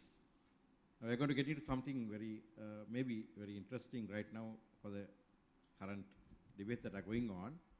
And for that we have the former chairman who was appointed by the government as the head of the Monitoring and Advisory Committee under the Electricity Reforms Act promulgated in 2002. What happened to it, how it became an act, all that I think the architect or someone who has been helping them is here with us. And that's none other than Ranil Vijay-Singha, right? Who is here. He has a long introduction. I'm not going to say the whole thing. Most of you know him. And over to Ranil for you to elaborate a little bit more on a completely different cue. Thank you, Chairman. It's not going to be entirely different, but let me begin by saying I've read and commented on Dr. Lloyd Fernando's series of articles going back decades. One thing I'm happy about is that what we are discussing today, we discussed 22 years ago. The most progressive piece of legislation, I can say this publicly, in Hyde Park in Sri Lanka, or Hyde Park in New York, or Hyde Park in London, the most progressive piece of legislative reform of any sector of any kind in this country was the 2002 Electricity Reform Act.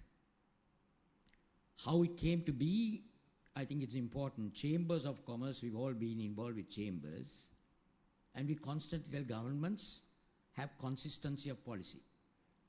Don't reverse something good that a previous government has done. And I think all credit to who is now how do you refer to Karu Jayasuriya now? Not Deshabandhu, Lanka Abhimani, right? He was the Minister of Power and Energy when he took on the work that had already been done apparently by the Chandrika Bandaranaike administration. The Draft Act, Electricity Reform Act. Lloyd, I'm sure you must be knowing about this. And there was the World Bank and the ADB and all of them was involved. And one of the key things that Karu Jayasuriya did was he introduced clause 51 or 2. I think there are energy sector people here, which said that when we bring LECO and the CEB together and collapse it and do the unbundling that world over has been done and create generation, transmission and distribution companies, right? And a clause he included to prevent, I think it was the JVP at the time who objected, saying that the Electricity Reform Act will lend itself to privatization and they were not in favor of privatization. So this clause said, the Secretary Treasury shall divest part of the successor companies only with the approval of Parliament, so that the Cabinet can't just do an Adani, for example. Some of you refer to Adani without using the word Adani. I'm going to be very blunt, right?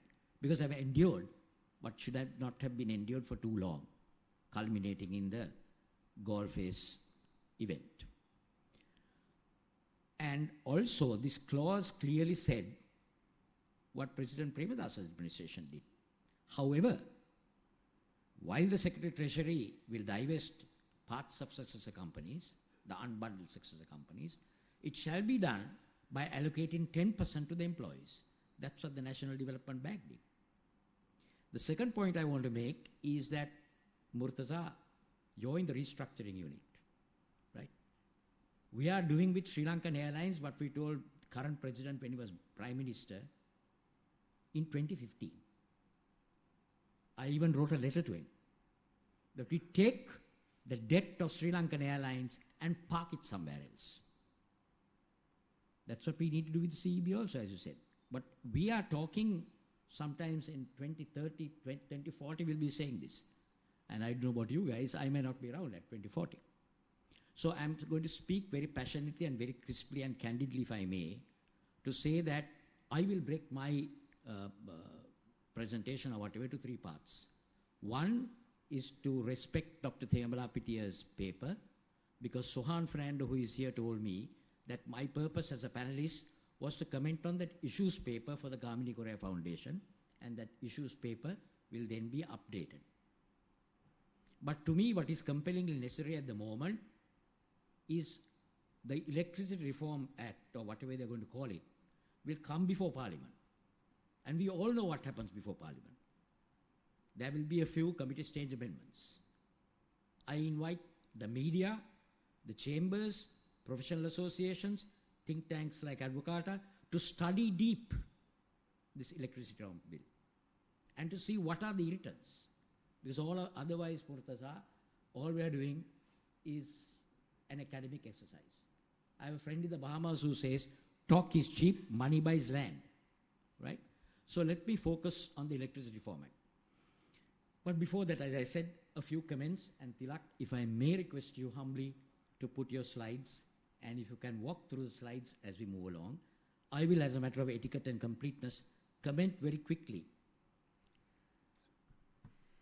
These all have implications to the new act that will be passed, as well as private participation. You know, often we lose sight even of Sri Lankan Airlines. People say sell it for $1. How many are aware of the value of bilateral rights and so on and so forth? So I'm going to talk about the CEB. If we are inviting private participation through the new act, let us recognize the fact that 25 plus years ago when I returned, the system's losses were in double digits, right? I came from an environment, for example, Florida, where the regulator allows any independent power producer to seek and obtain a tariff hike, provided, using factor costs in the state of Florida, that the system's losses shall not exceed 8%. I'm going back decades. Today, the CEB has achieved an admirable system's loss of 8%. Whether it has gone up to 9 does not matter.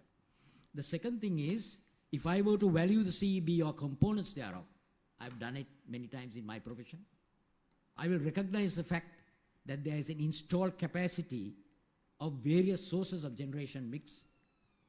How do you value the Mahavali?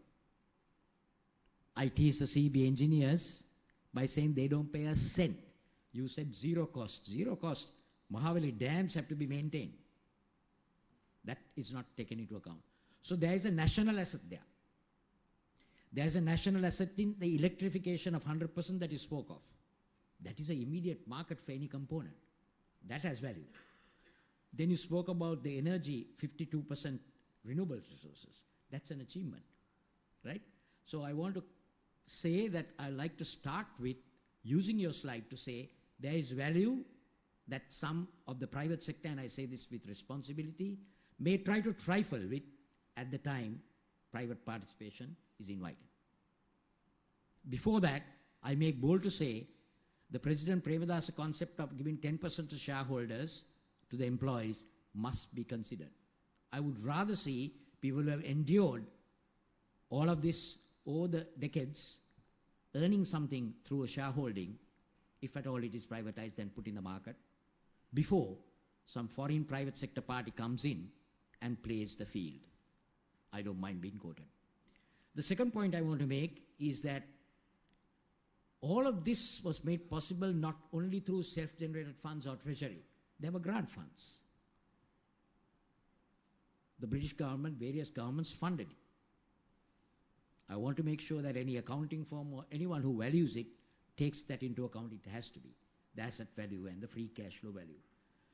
Now, the next point I want to make is that if we go back in time, USAID funded what was called a Competitiveness Council.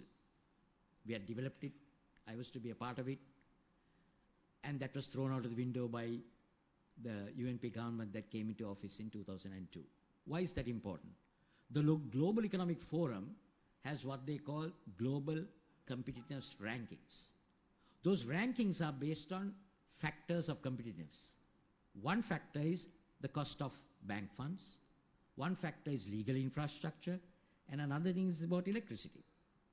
So if we have an electricity cost that is not competitive, all of the beating of the drums that Dinesh Virakkodu might do with the Board of Investment may not prove useful. So all these are connected. The second point under that, Tilak, that I would like to make is I want to actually very respectfully, very sadly, remember engineer Lakshita Veerasinghe, who left us, who was on the panel of the Thought Leadership Forum I did on the 15th of February. He spoke about the generation mix and the generation trilemma, not dilemma, but trilemma. So that you can beat drums about making renewable component very high, but as he said, that you have to have a mix, not the least cost alone. So all of these, how these dial into how the act is developed,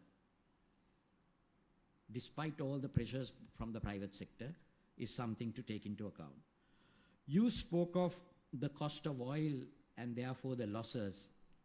I think it's too complex for me to challenge you on the numbers, but this is opportunity loss, the cost of opportunity loss.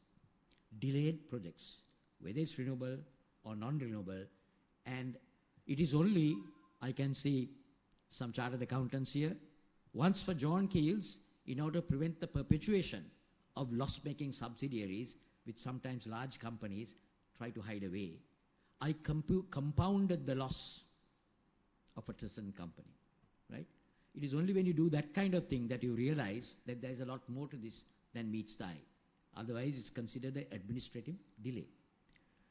Unsolicited proposals. I am firm in my belief, and I went public that day on the 15th of February, and I'm going to go back in time to 2002. I was on the main committee of the Ceylon Chamber when the unsolicited proposals were considered. Some talked about Swiss challenge, some talk about something else. But for me, no challenge of any kind. A government must make up its mind what is available for private participation. It must profile that opportunity. To my mind, no room for government to government. In that case, every sovereign government comes in. How do I compete between India, China, United States? Governments that try to advise us what to do about corruption and transparency must make sure that they withdraw from G to G. You can't have that and have competition. Everybody must compete well. As far back as 1998, as an independent consultant, I finally didn't charge my fees. I was invited to take a look at Broadlands, Smoky Mountain Energy Corporation of Australia and the Malaysian party. They were pumping very hard, saying that the CEB engineers were asking for facilitation payments. That's the right word for bribe, the diplomatic word. So you make a big hoo-ha saying that this is not being approved. But in reality, what they were seeking was far too high. I signed off rejecting. And I think Broadband's power came back much later, right? So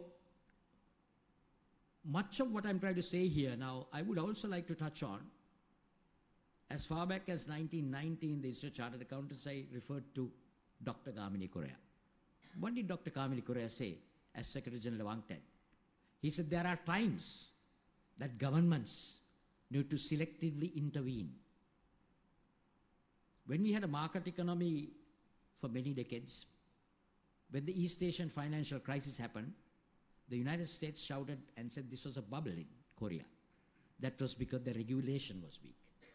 When the global financial crisis happened, that also was because the regulation was made loose. So I am a firm believer, whatever that we are discussing today, what we haven't discussed is the importance of an independent regulator. Neither the Prime Minister, nor the Cabinet, nor the Minister, nor the President must trifle with an independent regulator.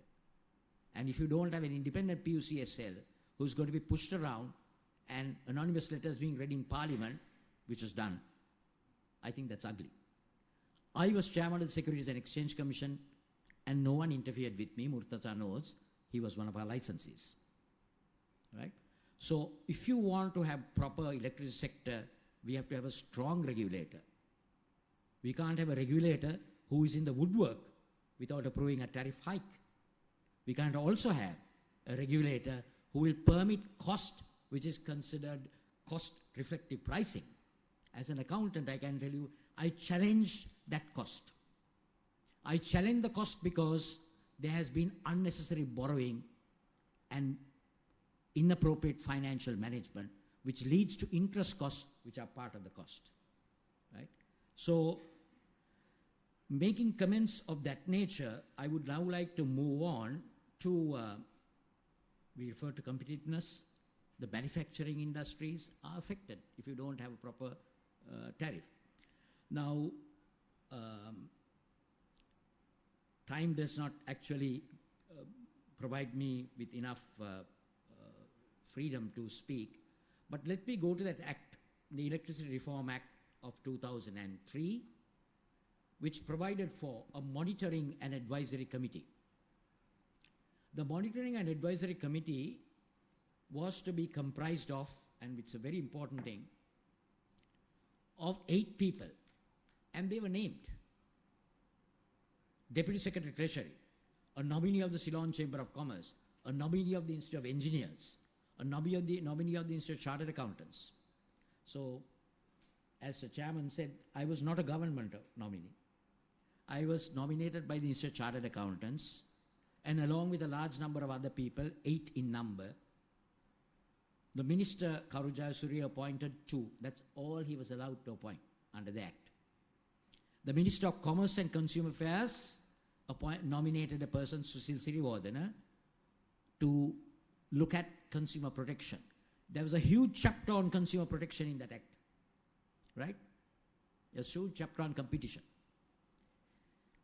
We had Patrick Amersingers from Chambers, we had Maxi Prelisers, and these 8 people somehow nominated me as chairman. And when I chaired that committee, our task was to identify directors for the successor companies. Chairman, are you aware that it provides for in that Act, the minister shall not appoint or remove any director of the successor companies otherwise than through the approval of Parliament. This is 2002. The Monitoring Advisory Committee shall seek and obtain a statement of corporate intent. It can reject it or it can recommend it. It can put the successor company back on the drawing board. What is the comparative legislation today? And shocked into disbelief. It says the minister shall appoint a National Electricity Advisory Council. The minister. The National Electricity Advisory Council shall decide on generation planning, which of course also means that the minister will decide, with no disrespect to the minister or any minister in the future, on what Adanis or Bhutanis we take into account, which is absolute nonsense. So I think that we need to get back on the drawing board, and I would like to see all opposition parties, whether they are the NPP or the JVP NPP or the SLPP or the UNP or the SJB, studying this Act deeply and developing their amendments not just superfluously but very deeply thought out. The Engineers Union has not been adequately consulted. There is inadequate public consultation. So I'm going to also ask Murtaza, my friend, while he's meeting in the restructuring unit with Suresha and others, to engage the President and say, we need to get back on the drawing board with regard to the Electricity Reform Act. A few other points that I would like to make, if I may, Mr. Chairman, just give me a little time, is that there was some time the World Bank was going to fund a demand-side management unit, a DSM unit. I don't know whether it exists. But beyond, you're talking about energy, what did you call it? Energy efficiency. I have my origins in a village. If only very few people have fridges and washing machines and other things. So you're connecting that with GDP, Tilak will have a chat about it, may not necessarily be right. Because we are giving the impression that we are managing the demand side right, if I understood you well, as a collective population. But I think if you don't have an opportunity to use certain electrical appliances, quite naturally, it'll be low, right? So what happened to the energy demand side management unit? Shouldn't that be strengthened? Shouldn't that be made proactive?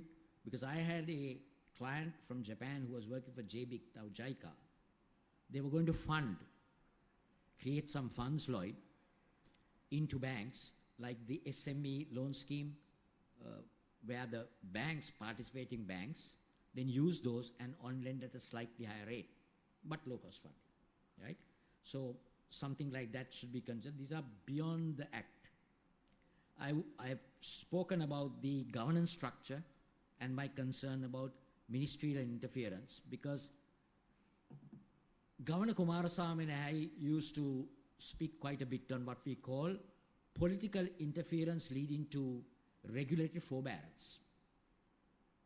We cannot have a regulator interfered with by politicians where he then withdraws. Now, I don't want to dwell on the interest cost, but I think that is a key consideration. I do not know how much the PUCSL has studied the cost structures adequately. If, for example, Tilak, and you mentioned this when I asked this very question in the session I did, if I manage my finances badly, on top of which the government does not allow me to increase the tariff because it's election time, on top of which, if tariff is not increased for 9 years, right, then I accumulate debt that is unrelated debt.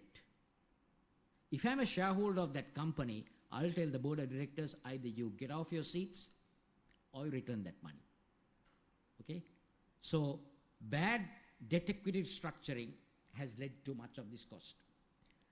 On renewables, there's a huge renewables lobby. My concern is the global south is now wondering whether all the, America polluted the world for long enough and now suddenly says, inconvenient truth, I'll go and all that. So before we leapfrog into a renewable component, we must look at the cost-benefit ratio. What is the source of funds? Also, this private participation is not clear in the Act. Who participates and where and when? And who is the technical committee that evaluates it? I also want to see the 2002 Act, I think, and the 2009 Act, correct me if I'm wrong, Tilak, clearly had provision, corporatization of public corporations, that conversion, there was an interim period through which you do the valuations. I think the timelines given in the new Act are inadequate as it stands now, right? I'm also, something that I proposed on the 15th of February is what I proposed to President Ranil Wickremesinghe when he was Minister of Industries. The Board of Investment was converted from GCEC based on a concept paper which I humbly submit I did for Minister Industries. It was the BOI Thailand was the model we followed. In the BOI Thailand concept, or rather the document, which I studied when I was overseas, there is a section which calls promotional privileges to provinces, which President Premadasa did. But there's another component there which I was really admiring. It's called the MTS. MTS is minimum Thai shareholding. Thailand decided that they will not permit any foreign private party to come in and invest in the poultry operation. Now, I am a private sector person. I worked at PricewaterhouseCoopers, John Keells. So I am a market economy guy. I'm a private participation person. But what I don't like to see is where a foreign private sector comes in. Take, for example, the Oberoi and the Transasia. It was sold to the Hamza Fund of Malaysia. John Keells bought it off the stock market. How many know about it? Who built it? The CWE. So if there is capacity in the domestic private sector, I would like to even give financial incentives for them to incentivize themselves and invest in the electricity sector. Can you stop at this? Okay? Right? Yeah. So at that point, I will close. Yes. But I think the 10 minutes is totally inadequate. I know. I'm going to urge you, Chairman, and Dr. Lloyd Fernando, to, within a couple of weeks, to submit to government and all opposition parties, bring them over. Because to me, spending time with you guys here is of academic value if you don't take all these thoughts and take it to market. So I'm leaving that challenge with you. Now, there's some time allocated for me and Tilak. I'll not take that time, but I'm going to throw certain questions to Tilak rising out of this discussion. Also, yes, just before I hand to the audience, what is your view on the, in fact, this was raised by Murtaza as well, and also Ranil, MENA generating at life cycle cost of 5 US cents, and Adani given something like 8 to 9 US cents per unit in US dollar terms throughout the lifetime. Point number one. I would like your response. Then I'd also like your response on what Murtaza said about the scarce resources and the right pricing on solar, on the rooftops, whatever the rational pricing is. So you are expert on that, and those two things, if you can just throw some light on, and then we'll open to the audience. Well, very quickly, MENA is already reporting a 42% plant factor, and the new project, that is CEB project, and the new project will use larger machines, we understand, taller ones as well, so which means the capture is better. So it's most likely that they will achieve 45%. I have not seen any calculation, so I cannot guarantee that, but the order of magnitude is correct. So for them to say that their plant factor is 35% and calculate their pricing based on that is a big question. So that's then, of course, what the actual cost will be. The CB project that is operational, we have to remember it was financed through a soft loan by an international financial institution. So therefore, its costs and the cost of the private sector are not exactly comparable. And the figure of, I think, 4.5 US cents of CB project does not include any return on investment. It is only the debt repayments. Yes, of course. That's a related matter. So therefore, if we simply say that CEB borrowed from a commercial bank and also expected a return on investment, CEB Private Limited or something like that, I would have expected for the same project nothing more than 6 US cents. So we talk in 6 US cents only for comparison purposes, but actually these costs are in Sri Lanka rupee terms. So to ask for 10 US cents for this kind of a project is certainly too much. If a competitive bid was floated, definitely we would know what the price is. So on that point, I think I agree with more than 100% with Murtaza Jafferji. Sri Lanka had been running competitive bidding rounds for renewable energy starting 2015. I know the minister at that time had a lot of opposition from his own party. His own party were trying to block the competitive procurement process for renewable energy. So, but he finally had his way, and that caused the wind power at that time prices to go down by 35%, and solar park prices to come down by 30%. So that's the benefit of competitive bidding. But of course, these days we hear that competitive bidding does not work. It does work, actually. No, worse than that. You say competitive bidding is the highest cost than negotiated price. Yes. So it's on record. And this morning I heard from the minister, actually, saying that rooftops are paid 37. So what's the problem in paying ground-mounted one also 37? Very good. Whereas both the 37s are not competitively determined. Okay, I think with that we'll open to the audience, because there we have a large number of distinguished people. Please raise your question, and about 2 or 3 questions, then we'll hand it to the panel there. I would like you to request to introduce yourself before you pose the question, and make it short, please. Thank you very much. A few comments and a small question. One is that Professor was mentioning that daytime demand would be higher than the nighttime. I think according to the generation plan of CEB, in 2027, the daytime demand would be more than the nighttime demand. And I think therefore solar would be a good option to go ahead with. Talking about Dr. Tilak Siyambalapitiya's clarifications on the profitability of our oil refinery, I don't know whether he had seen my article to Daily FT, where I drew some graphs and showed how the profitability varies with the capacity of the refinery. And according to that, definitely the refineries are becoming non-competitive today.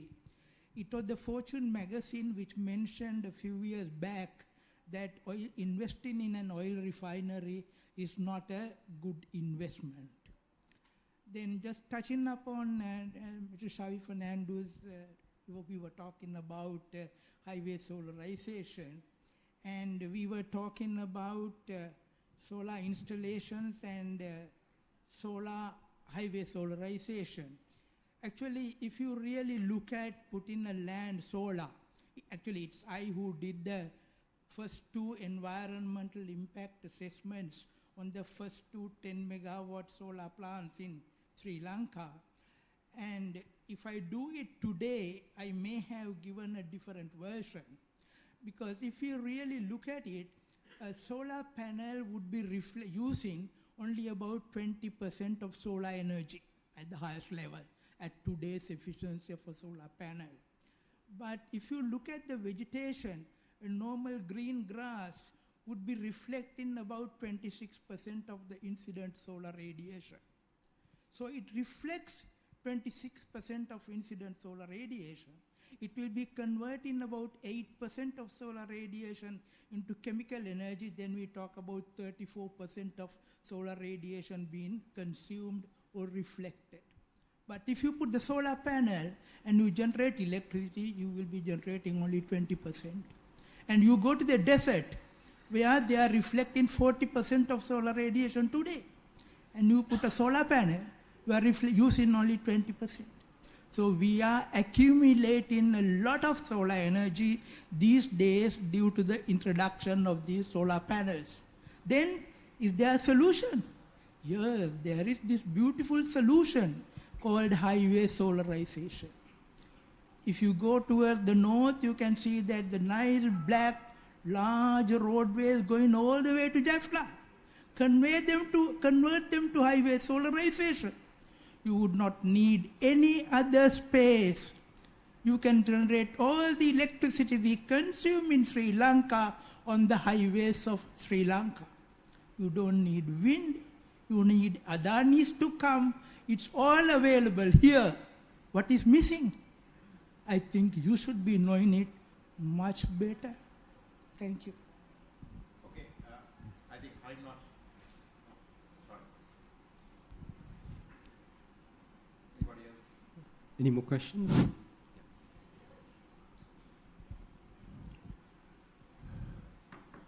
I am not an expert on power at all, but there are a few questions I'd like to ask, which the panel. Can I have your name, please, sir? My name is Stephen. I'm from the Island newspaper. Yeah.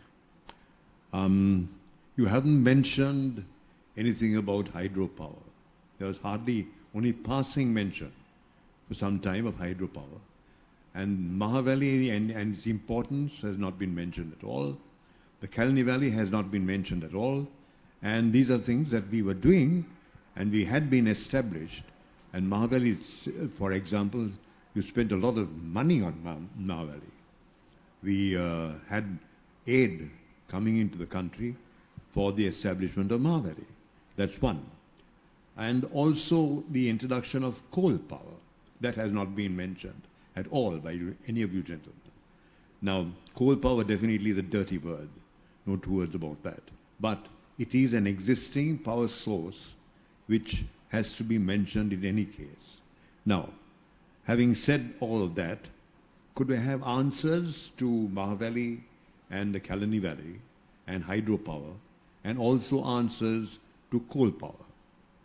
I think Ranil did mention about the national wealth that has been created through Mahavalley and the hydros and the already installed power plants.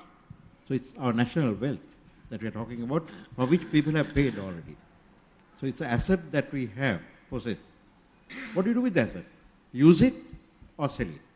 that's the decision that people are trying to make now.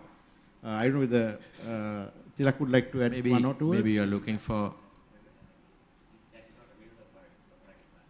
No. Maybe you are looking for information about their technical performance. Are they performing as they expected?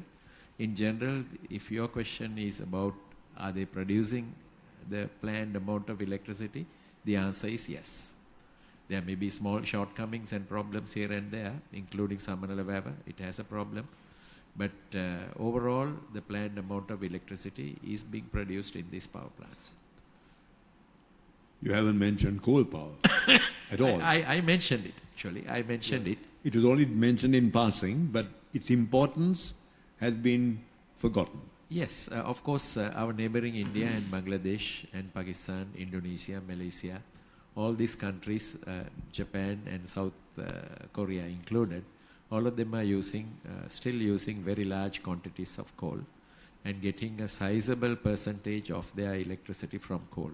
India being the highest in the region, 65%. And that helps them to develop their industries and keep the economy up and keep the electricity price at, compared with the present prices, half of Sri Lanka's prices. So, but Sri Lanka decided, not with any analysis, no calculations. Our president one day went abroad and announced that Sri Lanka will not build any more coal-fired power plants. And I think now he is talking about shutting down the one and only existing one as well. That will cause electricity prices to go up by 50%. But apparently these are two different presidents, right? Yes, two different presidents. So one president gets up in the morning and says no more coal. Other president gets up and says even shut down the one that is performing already. And mind you, on certain days of the year, there have been recordings of 50% of the daily energy was supplied by one single coal power plant. So these are remarkable things. And we decided to shut down everything. Okay. So I saw a hand raising there.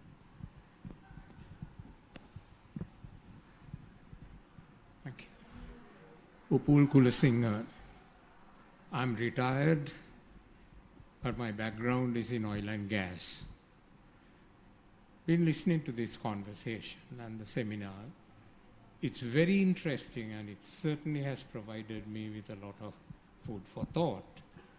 The one observation I have is that you have totally ignored our gas resources. This country, the two fields that have been discovered already, can provide properly developed 500 megawatts of power for 20 years. Right? The feedstock is free. It's there. So it's only the lifting cost,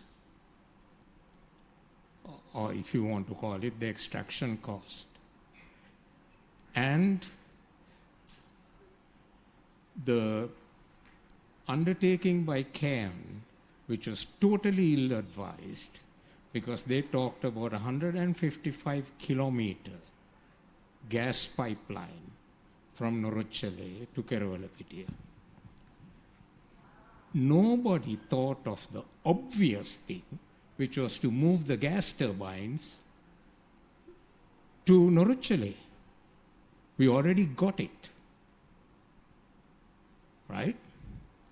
It would have transformed the costs of the project from $863 million, excluding the pipeline and the generation investments, to something like 400 million for the whole lot. And we ain't doing anything about it. Thank you.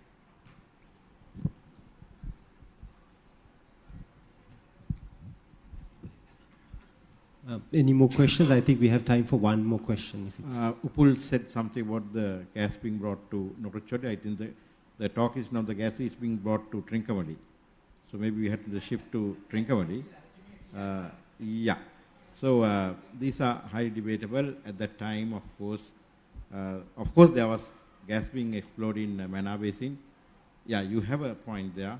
We could have put all our gas turbines. But these investments came way, way before any of some of these developments took place. So we have to, but if you want to have gas, we really need megawatts also. So then we still have space for gas and convert it to megawatts. So that's not a bad deal, and we should really pursue that. We can have a couple of questions, and we'd like to stop at about 7 o'clock, which is the scheduled time.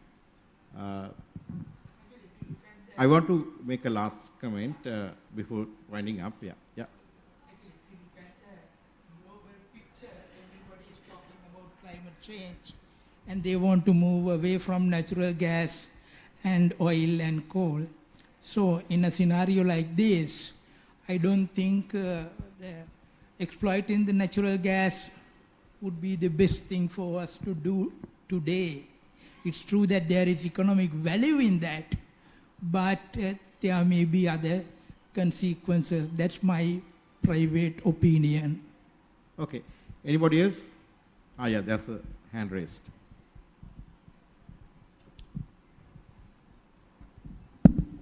Good evening to everyone. I'm Misuru Kasturiratna from Ceylon City Board Engineers Union. I thought of standing up because you may not see me. Thank you all for spending time, probably billable hours, with us for a good cause. I want to ask a question from Mr. Jafarji, not to make you uncomfortable. I fully agreed with everything with respect, other than what you mentioned about the concentrator. So I think Mr. Shavi correctly mentioned about the issue about that. So I totally respect what you mentioned, and you were very bold about promoting the competitive bidding, you yourself being an entrepreneur, and talking about these things in a forum like this. It's really, we have to really appreciate that. So being a member of the SOE reform team, you may have heard all the criticism about the past bill, which was gazetted on 8th of December.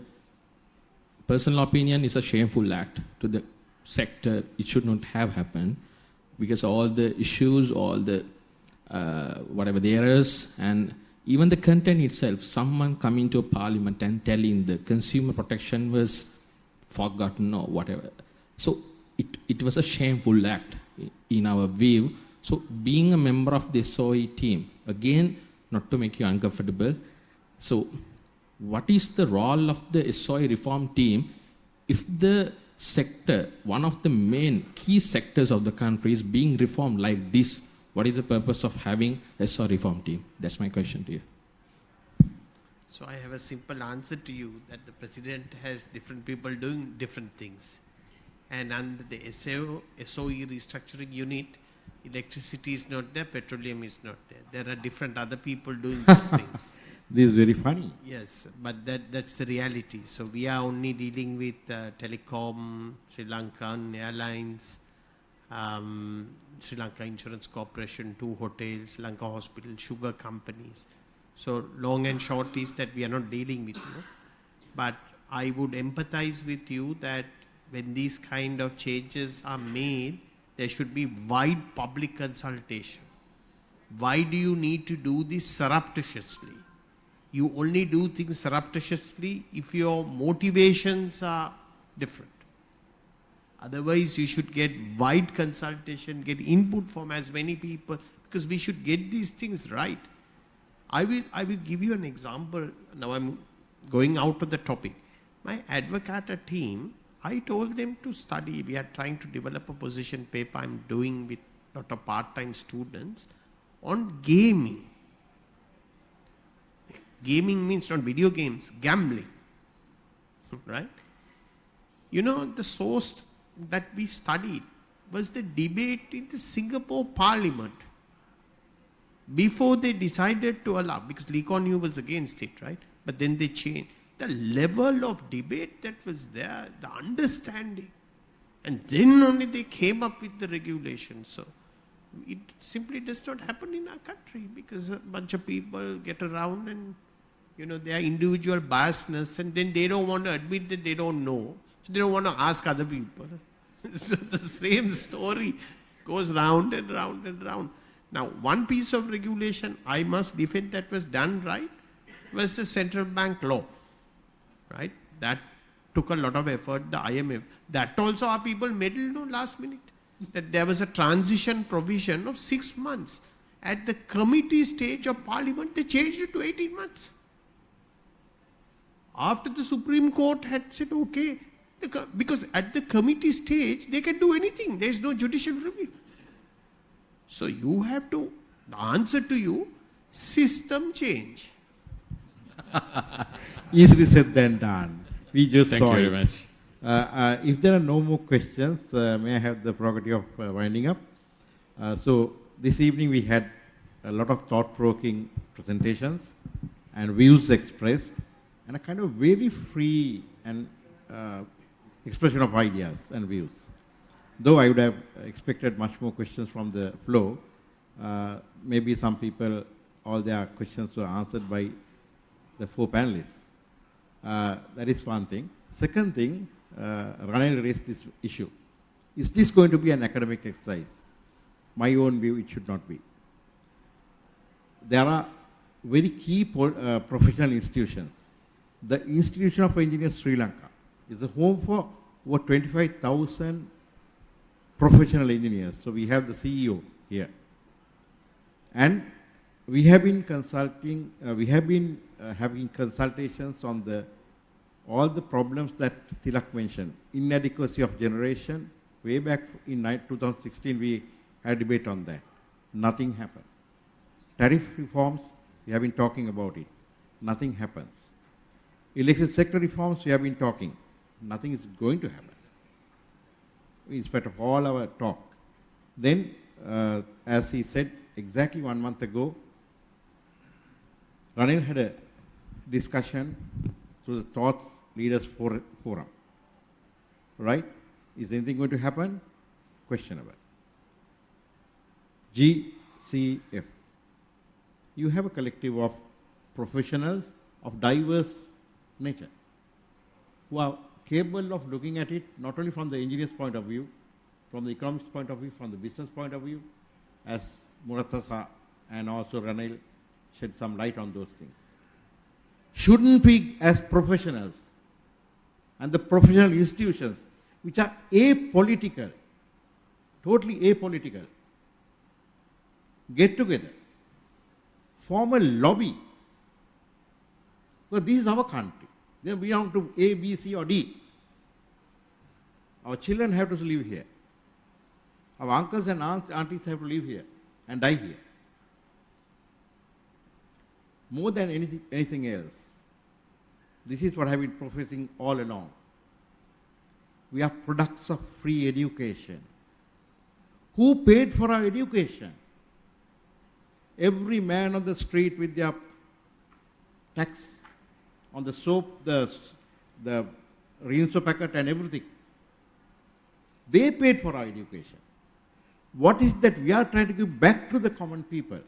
Are we going to allow some set of people to dish out a raw deal for them who supported us in our education? What is the educator doing? Professionals, independent, apolitical. If we cannot form a lobby, God save Sri Lanka. That's my take home.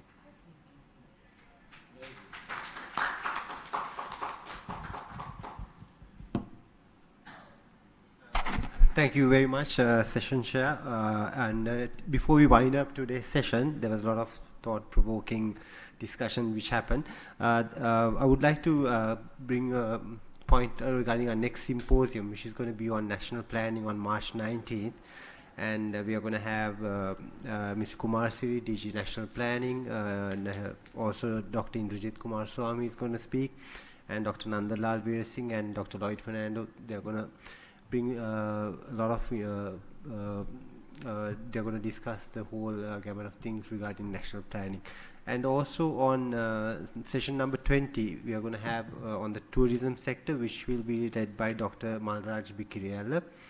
And before we wind up, I would like to On behalf of the Garmini Korea Foundation and the Sri Lankan Innovators Forum, I would like to extend my heartfelt gratitude to our esteemed speakers, the panelists and the participants for their invaluable contribution on today's roundtable discussion on the electricity sector in Sri Lanka. We are deeply honored to have had the privilege of hosting Dr. Tilak Siyambalapitiya's insightful discussion on Sri Lanka's electricity sector alongside with our esteemed panel consisting of Professor Lilantha Samaranayaka, Mr. Ranil Vijay Singha and Mr. Murtaza Jaffarji.